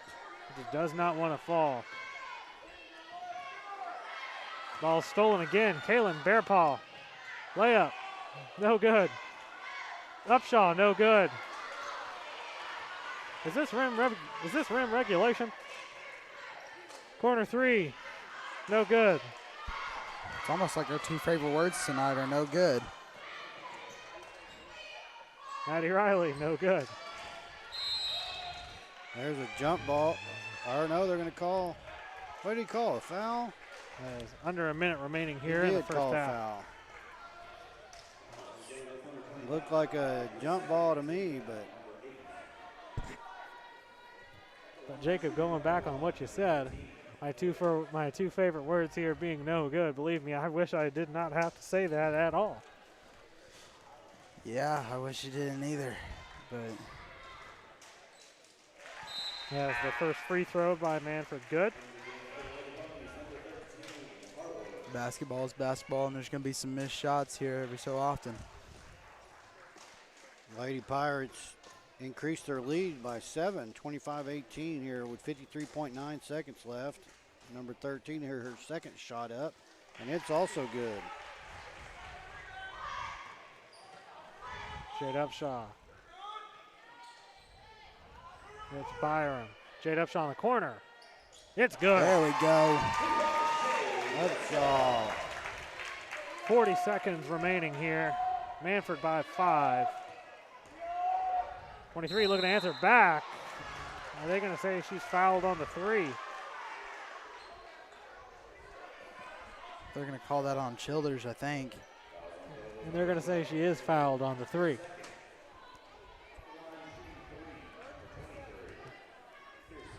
That's going to be Childers' second foul. Shooting 3 here. It's number 23. First one no good.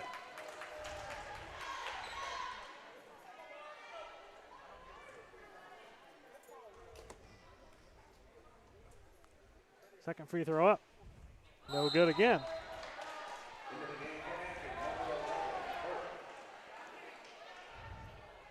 .6 seconds remaining in the half here.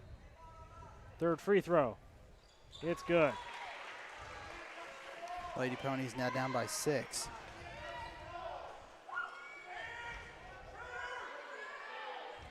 As the Lady Ponies look to run the same play, they got Upshaw the wide open 3 before. Golly. Improvising. She tries to get a shot underneath. That's no good. 15 seconds remaining here in the first half. Mannford by 6.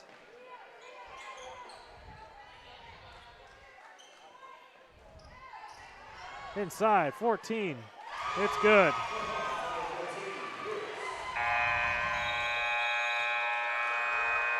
And almost hitting our yearbook photographer Drew Kilgore down at the other end of the court. That'll bring us to an end. That'll bring us to the end of the first half. Jade Upshaw just threw kind of like a Kyler Murray kind of throw right there. Almost right to Drew. Yeah, right on the spot. Lady Pirates lead it by 8, 29-21. So let's see if Upshaw can get in there and put a plan together, come back out, and help these Lady Ponies find the net. Just struggling shooting here in the first half. That's going to be the focus. It hasn't been getting the open looks. They've gotten open shots. It's just they haven't been falling. Hopefully, here in the second half. I'm doing pretty good on the boards. Bear Paw with 2, Riley with 2, Childers with 7, McGuire with 2, Upshaw with 4. So if you look at those numbers, we seem to be there for the rebounds. I don't separate them on my stat sheet, offensive, defensive, but we're doing pretty well. I mean, right there kind of shows you where we fell to Morris on Tuesday. They were not rebounding the ball. They had 16 rebounds for the entire game. Wow. And right there, I just counted out more, about that much or a little bit more than that just in the half. So that shows you last week or on Tuesday night, they just weren't working the boards at all. So they need to continue doing that, and we just need to find the net, and I think we'll be okay. 8 points is definitely not out of it, so we'll see where we're at. We'll take a break and come back in a few.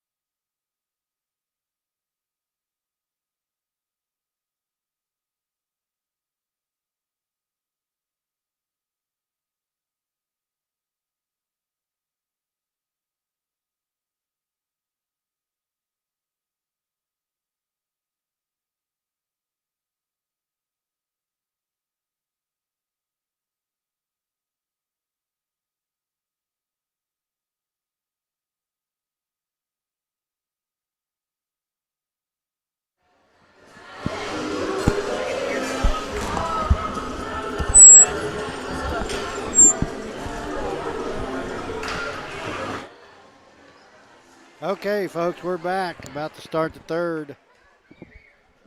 Lady Pirates up by 8 against your Kellyville Ponies, 29-21. I finally got water, so I'm not as parched here. Don't touch me. Just a little bit, Jacob, on the, I think maybe on our mics. There we go.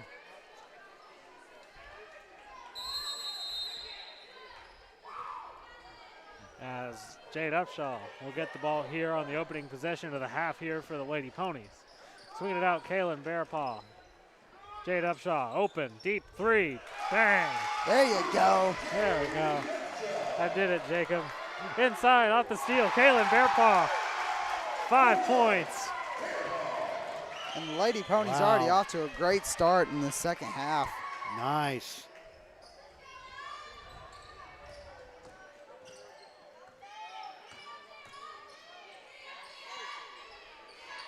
Mannford's shot no good. Rebounded. Kaylin Bearpaw.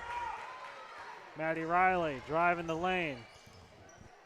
Swings it out. Jade Upshaw. Inside, Maddie Riley drives in. Shot's no good. Offensive rebound. Foul on the play.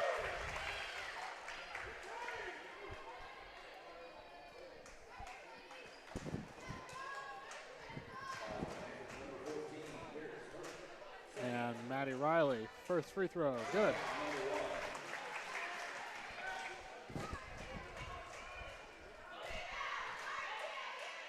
Second free throw, good.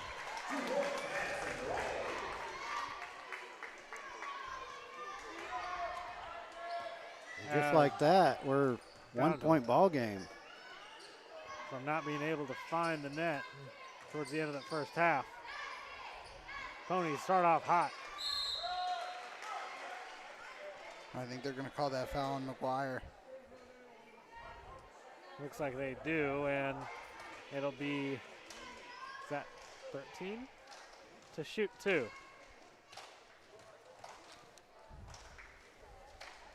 First one up, and no good.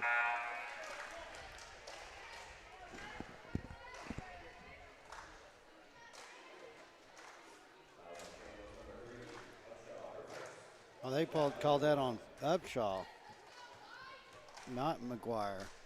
And second free throw by number 13 up, and it's good. Jade Upshaw looking to get going.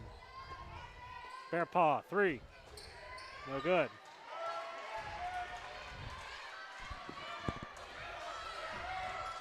Mannford going the other way. Inside. Turnaround shot, good.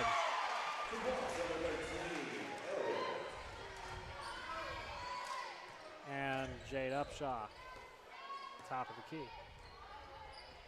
32-28 here, 6:20 left in the third. Maddie Riley swings it out, cross court. Kaylin Bearpaw gets set, corner 3, no good. Saved. McGuire inside. Wow. Good. Oh, my Lord. What a shot by Tony McGuire. And she will go to the line to make it a 3-point play.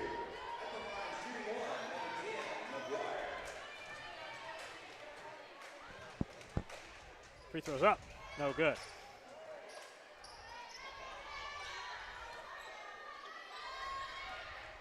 Two-point ball game, 32-30.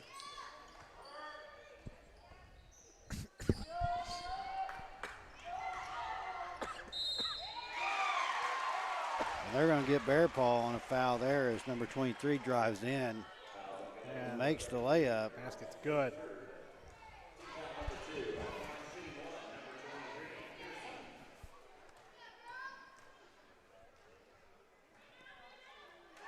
Number 23's free throw is good. Stretch the Mannford lead out to 5. Bearpaw thought about the shot, couldn't get it off in time as the ball's turned over. Oh, blocked by Bearpaw. Jade Upshaw.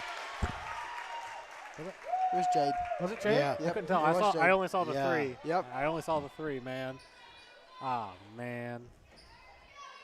Don't I look dumb? It's all good. It's all good. We all make mistakes. It's fine. I only saw the 3. Nice Shot's no defense good. by McGuire. Good defense by McGuire, but number 23 got in there and got the rebound, went back up, and McGuire gets her second foul. So sending number 23 to the line for 2. You know, Jacob, I may have messed up there, but you could have gotten like a blocked by Jade thing. Man. I didn't even think about that. Yeah, that was the first. That was free the throw. chase down block I was looking for. And second free throw is good.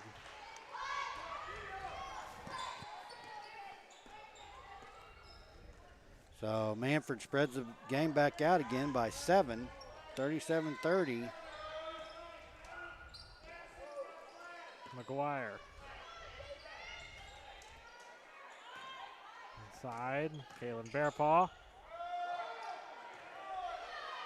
Offensive rebound, Childers.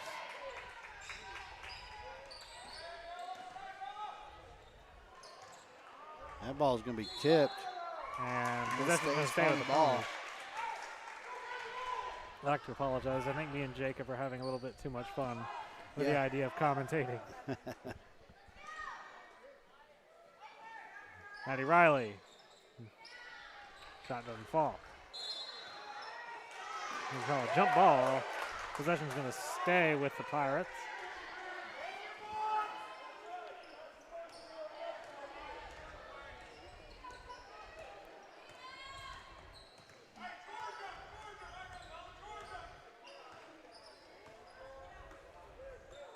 Number 23 on the ball. Trying to find an opening. Gets it to number 35. It turns outside, inside. Shot no good. Rebounded by McGuire, who's running the floor. Oh, Oh, No wow. good. If that would have went in, I would. Wow. she's going to go to the line, though. She was fouled on that attempt.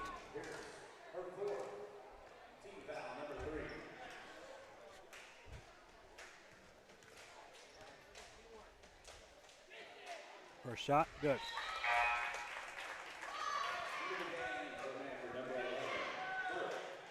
With 4:22 here, remaining in the third quarter. Mannford up by 6 as McGuire gets set to take her second free throw, which is up and no good. Offensive rebound, Childers. Wow. It's good on the putback. Nice move by Childers there.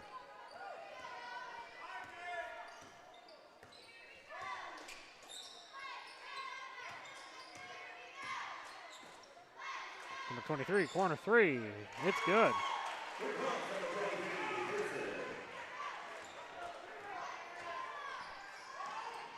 Maddie Riley, Jade Childers. Her shot's good. Childers for 3. What a great shot by Shayla Childers there. A recent Seminole State. Signee. Yep. Yeah, she committed to Seminole State just this past Turnover. week. McGuire driving through. Pass back to Bearpaw, and Bearpaw. Puts the game within 2. 3:25 here in the third quarter.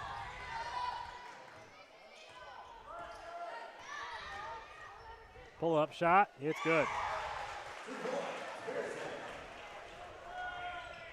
Who shot that, do you know? 23. Jade Upshaw, deep 3. No good.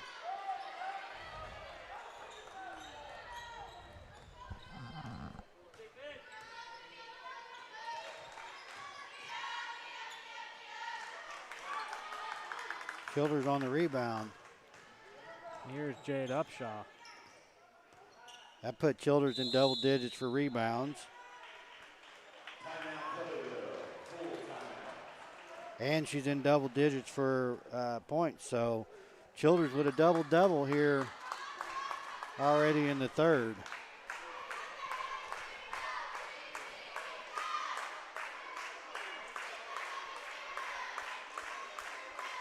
Which she is no stranger to.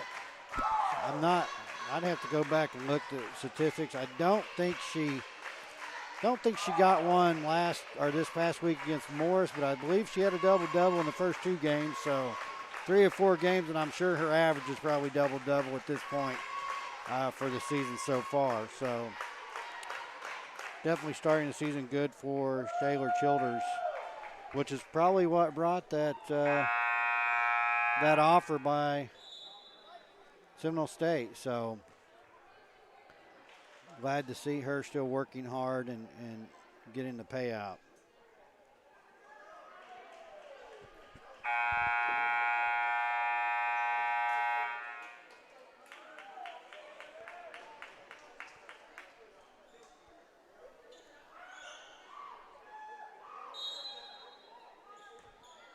Getting us underway here, Jade Upshaw. Swings it out to Childers. Jade Upshaw, corner. Shot's no good. Upshaw with the steal, back to Bear Paw. Bear Paw shot. I think they're going to say that she's fouled. And she's going to go to the line. Shooting 2. With under 2.5 minutes to go here in the 3rd quarter. Bear Paw's first free throw, up and good.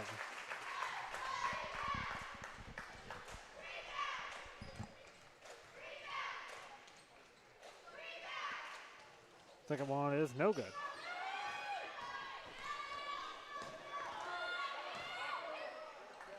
Bear Paw, wide open, 3. No good. Offensive rebound. It's good. What a sequence. Again by Kaylin Bearpaw there. And 1. And she's going to go to the line with a chance to tie the game up. She missed the 3, went in, got her own rebound, and then she gets fouled after the and 1. And converts it. And They're all tied up. What started that play, she knocked the ball loose. Hardwood saved it from going out of bounds and passed it back to her. So that sequence of offense, all Bear Paw with some little help from Harwood. 23, no good. Rebound by Maddie Riley, who drives the lane. Her shot's up. No good. Offensive rebound. Tipped, but recovered by Jade Upshaw. Bear Paw and Childers kind of fighting over that rebound. Bear Paw, her shot bounces, but eventually goes back to the Mannford Lady Pirates. Number 23 on the ball. Driving inside, no good. Offensive rebound, number 11. Stolen, Jade Upshaw. And she's running the floor. Inside, no good. Offensive rebound. Oh, wow. Upshaw tried, she was falling down. She had to get rid of it. It was going to be a walk. She tried to get it to bounce off the glass to keep the ball alive, but it missed the backboard and went out of bounds. 23, stop, shoot, no good. Maddie Riley on the board.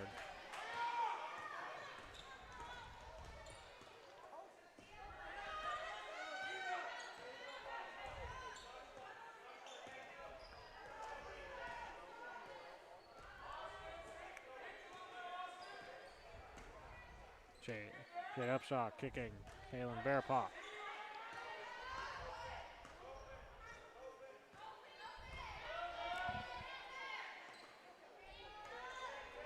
Maddie Riley, pull up. No good. Rebounded Childers. Put back. And good. the Lady Ponies have taken the lead. With a little over 30 seconds here in the 3rd quarter of play.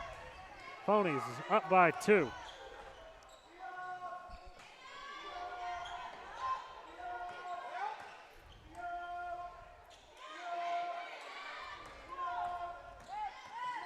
Mannford looking for an opening. Get a shot off.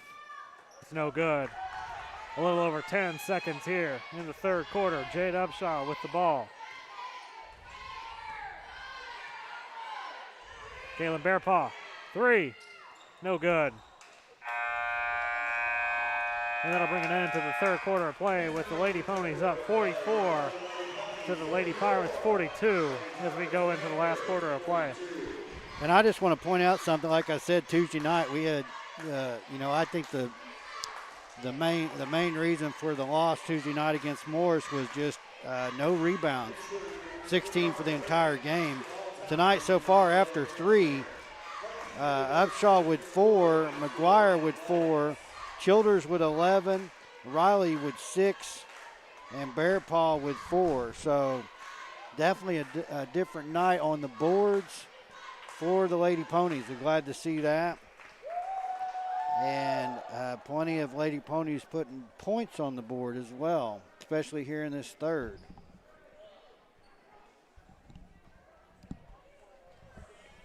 And, Tara, I asked you what the Lady Ponies were averaging per game points-wise. And you said it was somewhere in the 40s, yeah? 48. 48. Well, Yeah. we're just about there. Yeah, 48 for the average per game. And in that quarter, first quarter was 12, second quarter was 9. The third quarter there, the Lady Ponies scored 23. So they definitely found the basket a lot more often there in the third quarter. So hopefully we can keep that going. And, fortunately, them scoring 23, you would think it'd be more than a 2-point ball game. But the Lady Pirates are staying right there with them. So tight game.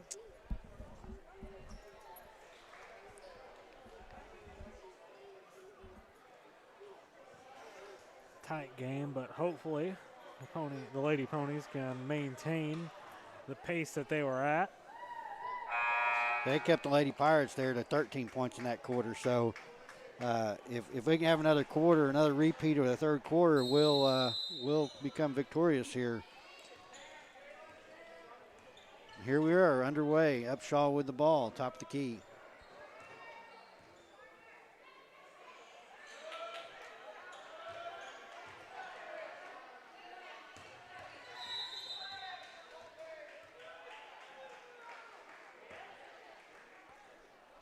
I believe we got Harwood in the lane 3 seconds. She was hanging out down there, kind of camping out in the paint. So yeah, got to be mindful of that.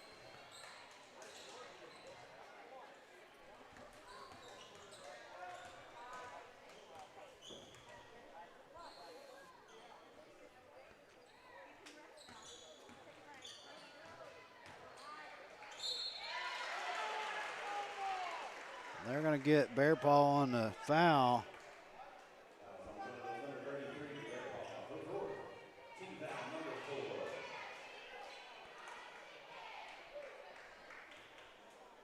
And I don't know if I heard him right. I thought he said that was her 4th.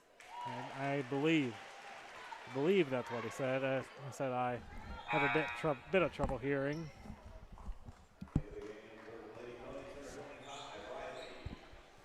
And I believe that's correct. She just came out, going to take a break. And number 35 for the Lady Pirates makes both of her free throws. Tying the game up at 44 apiece. Riley trying to shake free. Finds Jade Upshaw. Moves. Shot's no good. Again, a lot of pressure being applied here by the Lady Ponies.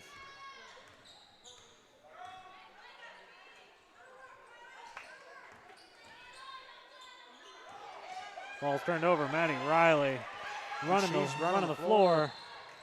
And she's fouled. A nice steal there. And send Riley to the free throw line here. First free throw's up and good.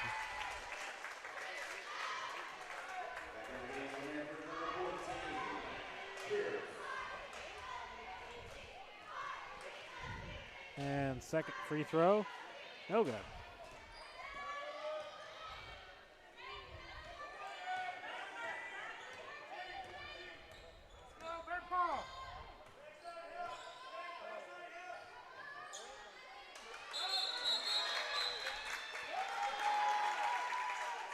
And Maddie Riley goes in and ties that ball up to get the jump ball call.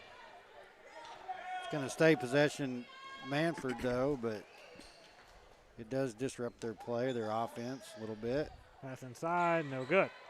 Jade Upshaw finds Maddie Riley inside, layup, good.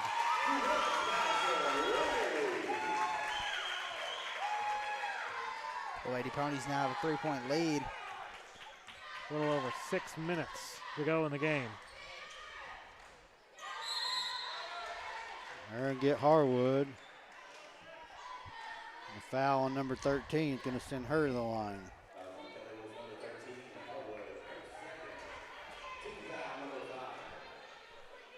5 team fouls for Kellyville. And number 13, free throw up, no good.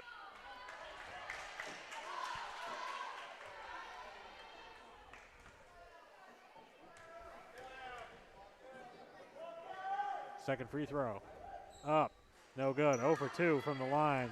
Offensive rebound, number 35 puts it back up as I think that's Jade Upshaw goes down.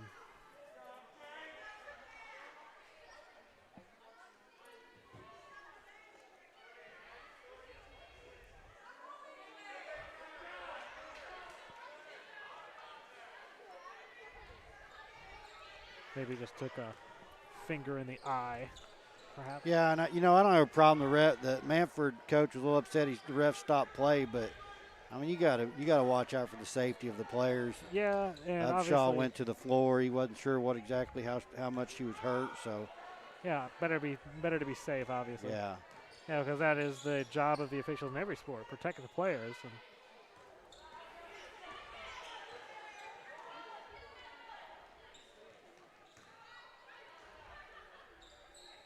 Riley looking for a way to get the ball to somebody, and Jade Upshaw swings it out to Harwood in the corner.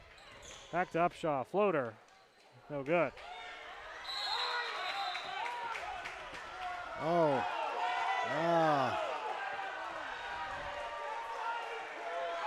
They're going to call a foul on number 2, Byron.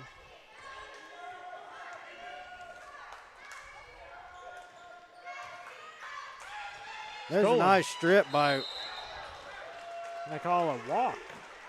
Yeah, and she kind of grabbed it and then it went loose. She grabbed it again, but he got it for the walk in Byram.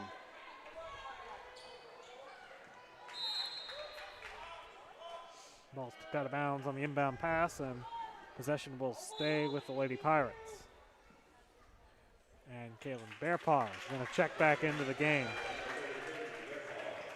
That's with 5:02 with four fouls, so Bearpaw's going to have to be a little careful here. And the shot inside is good.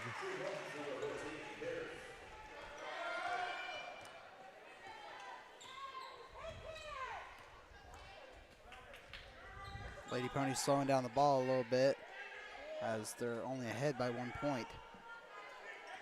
Obviously want to get a good shot here as they turn the ball over.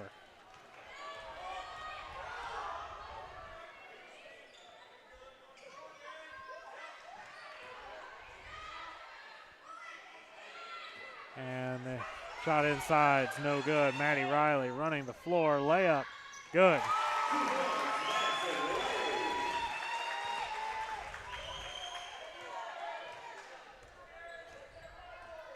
(49-46) with 4:12 left here in the ball game.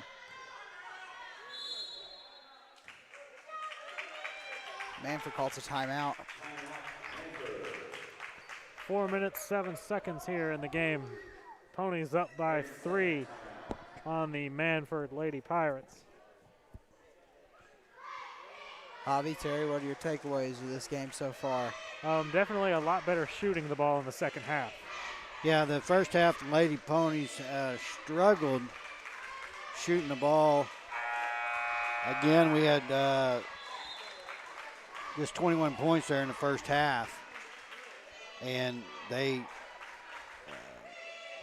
took care of that plus 2 more there just in the third quarter and scored 23. So definitely made an adjustment there at half to come in and fix that side of the game.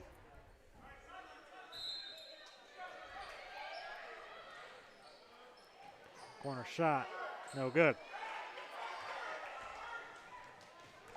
Jade Upshaw drives inside. Layup, good. Under 4 minutes to go in the fourth quarter. Lady Ponies lead by 5. Oh, wow. Wow.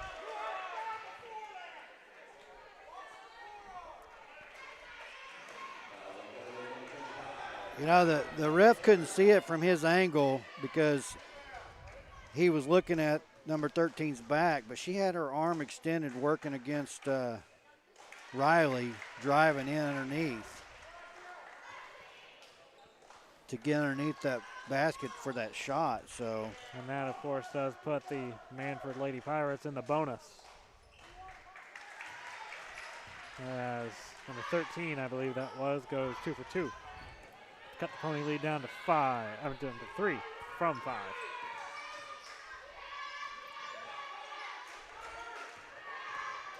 Maddie Riley swings it. Jade Upshaw, corner 3, no good.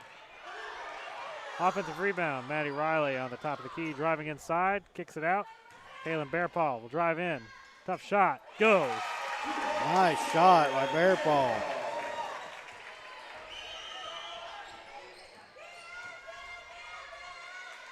Another tough shot there by number 23 to answer back.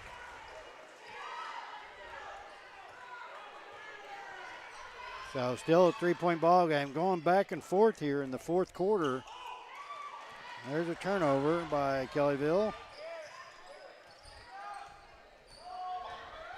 Number 23, shot, no good. Rebound. Put back, won't go. But it's going to send that number 11 to the line to shoot 2 with 2:44 remaining in the game.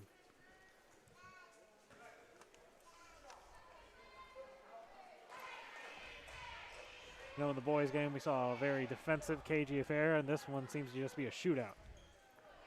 First free throw won't fall.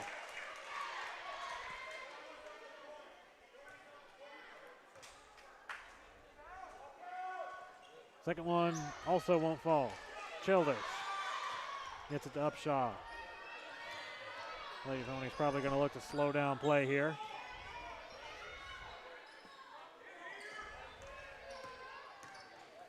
Tony McGuire. And Childers on the offensive rebound, and the putback goes. Nice move by Childers. Ponies lead by 5 with 2:20 remaining here in the game.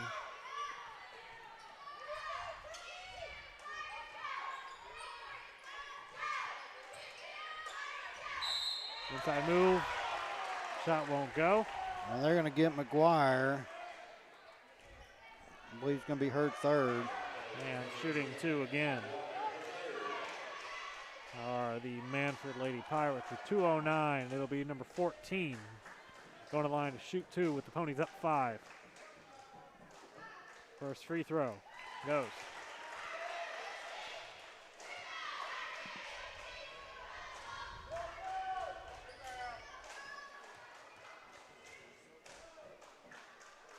Second shot is up, and it's good. Ponies only up by 3 with 2:09 to go.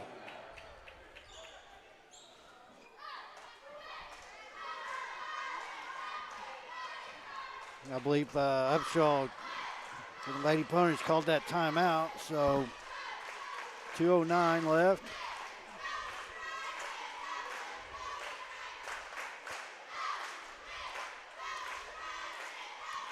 You know, the Lady Ponies are struggling a little bit. Most of these came from the first half, but 1, 2, 3, 4, 4, 3, 7, 8, 9, 10, 12 turnovers so far in the ball game for the Lady Ponies, so that's kind of been a significant impact. I think our score would be a little more in our favor. Obviously not only the turnovers, but the amount of times that we've sent the Lady Pirates to the free throw line. Yes. Obviously, you know, we had the Lady Pirates in the bonus with over 3 minutes to go in the game. They have attempted 27 free throws. 27. Wow. So too much time on the free throw line. That's Jade Upshaw thought about the shot. Kaylin Bearpaw in the corner. Out to McGuire.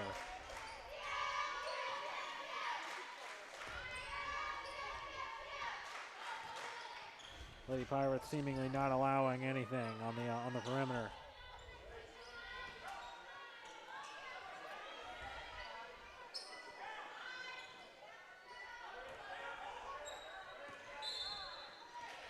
And they're finally gonna come out and commit the foul.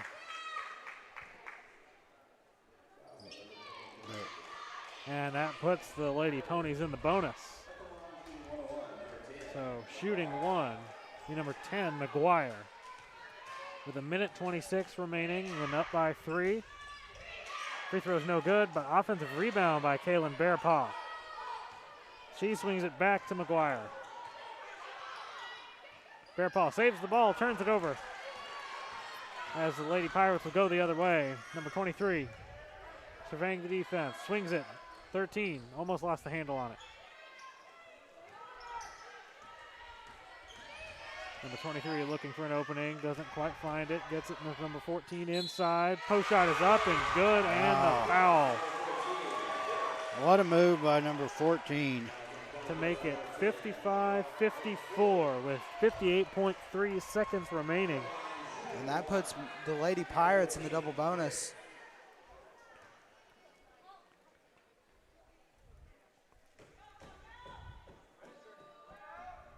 And free throws up, and it's good. All tied up here with under a minute to go. Jade Upshaw with the ball in her hands. And they're going to call a timeout. 51.8 seconds remaining. Jacob, what are your thoughts?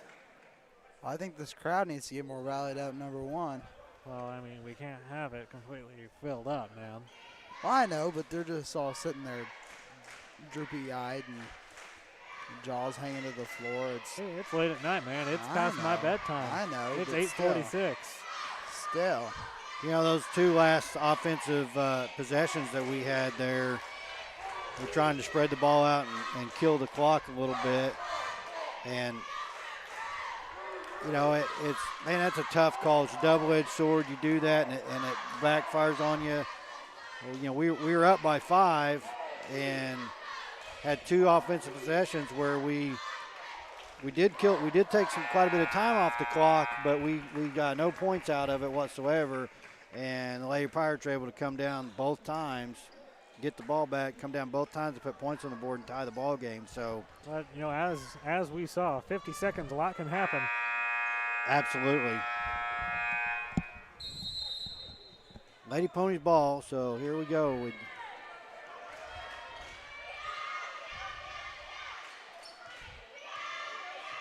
We'll see if we get the same look. I noticed the last 2 possessions, we had Childers underneath open in the post, but we just didn't get Jade the ball Upshaw, to her. corner 3. Bang! Bang! Bang, yeah, there we go. 30 seconds remaining. Ponies by 3. We get a timeout. Mannford. 26 seconds on the dot remaining. Ponies up 58-55.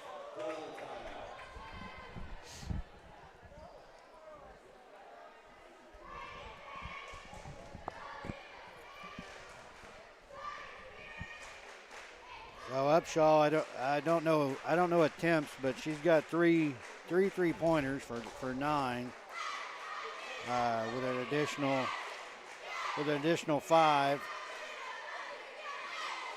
2 field goals and a free throw.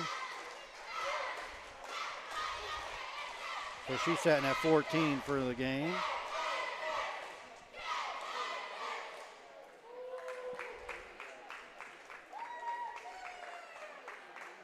Childers is setting at 16 for the game.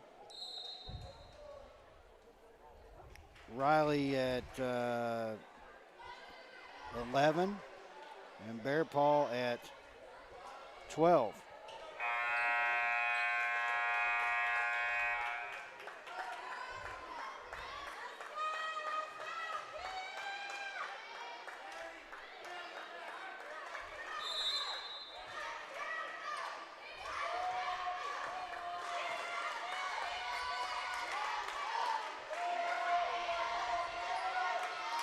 And the Lady Pirates need a 3. They toss one up. It doesn't go. Possession will go To the Lady Ponies with 10.2 seconds left. So Lady Ponies with a 3-point lead, 10.2 seconds left. Can I just say that was great. A great job by Bear Paw there to keep that Lady Pirate from saving that ball. Yeah, Bear Paw just followed the ball down the out of bounds line as it was bouncing inbounds and going out of bounds. She just put herself between the ball and the out of bounds and didn't allow the Lady Pirate to get around there and try to save it. So we'll see. Obviously, the Lady Pirates going to try to come up with a inbounds steal and then put it up for 3 to tie it and send this thing to overtime, which I believe their last game. They're not a stranger so far this year. Yeah, the last game that they played against Cleveland went into overtime. They end up losing that, but they did push it to overtime. That was against number 7 in 2A. My correction, that was against Cleveland. They're not ranked. So here we are, Sayer Childers with the inbounds. Almost came up with the steal. Jade Upshaw keeps the handle on it, and they foul her. 5.2 seconds, going to send Upshaw to the line for 1-and-1. Man, I don't know about y'all, but my heart is racing.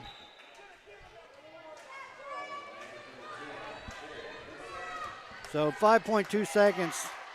The most the Pirates could hope for is a miss by Upshaw here, and then they're going to have to be quick to get it down the court and put it up for 3. Free throw is good. And Upshaw sinks it.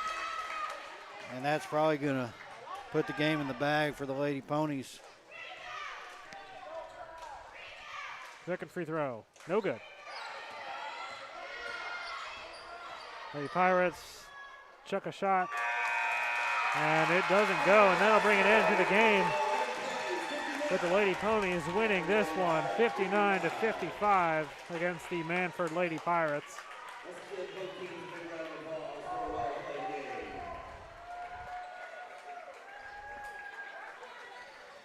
So there you have it,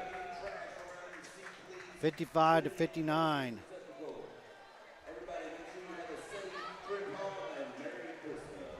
Or I guess I should say 59-55. A nice win. So that's going to move the Lady Ponies to 3-1, along with their counterparts, the Ponies. So both Ponies leaving tonight with a 3-1 record on the season so far. Definitely things to build from tonight, from both the boys and the girls game. But I think both teams are setting in good position at 3-1, and I believe we don't come back until after Christmas. Yep. January 2nd is our next game. It's here in the Ville against Bristow. Familiar faces as we've already faced them already. So familiar faces coming back here to the event center. It starts at 6 o'clock, and hopefully we can get a double dub, as I like to call it there.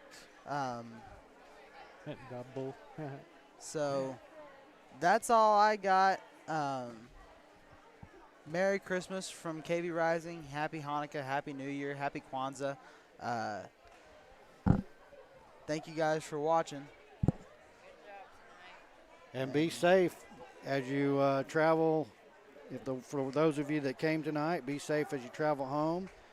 For everybody that stayed home, we appreciate you you viewing us, and we're glad that we can bring this to you. And again, there's always that donation link. You can get on KV Rising anytime if you feel the need to contribute at all. And I appreciate you, Jacob, and Hector, for being here with us tonight. And I really don't have anything else. Yeah. Everybody have a great weekend, and again, Merry Christmas, and have a Happy New Year, and we'll see you in 2021. That is us signing off. Have a great night, you guys. See y'all in January.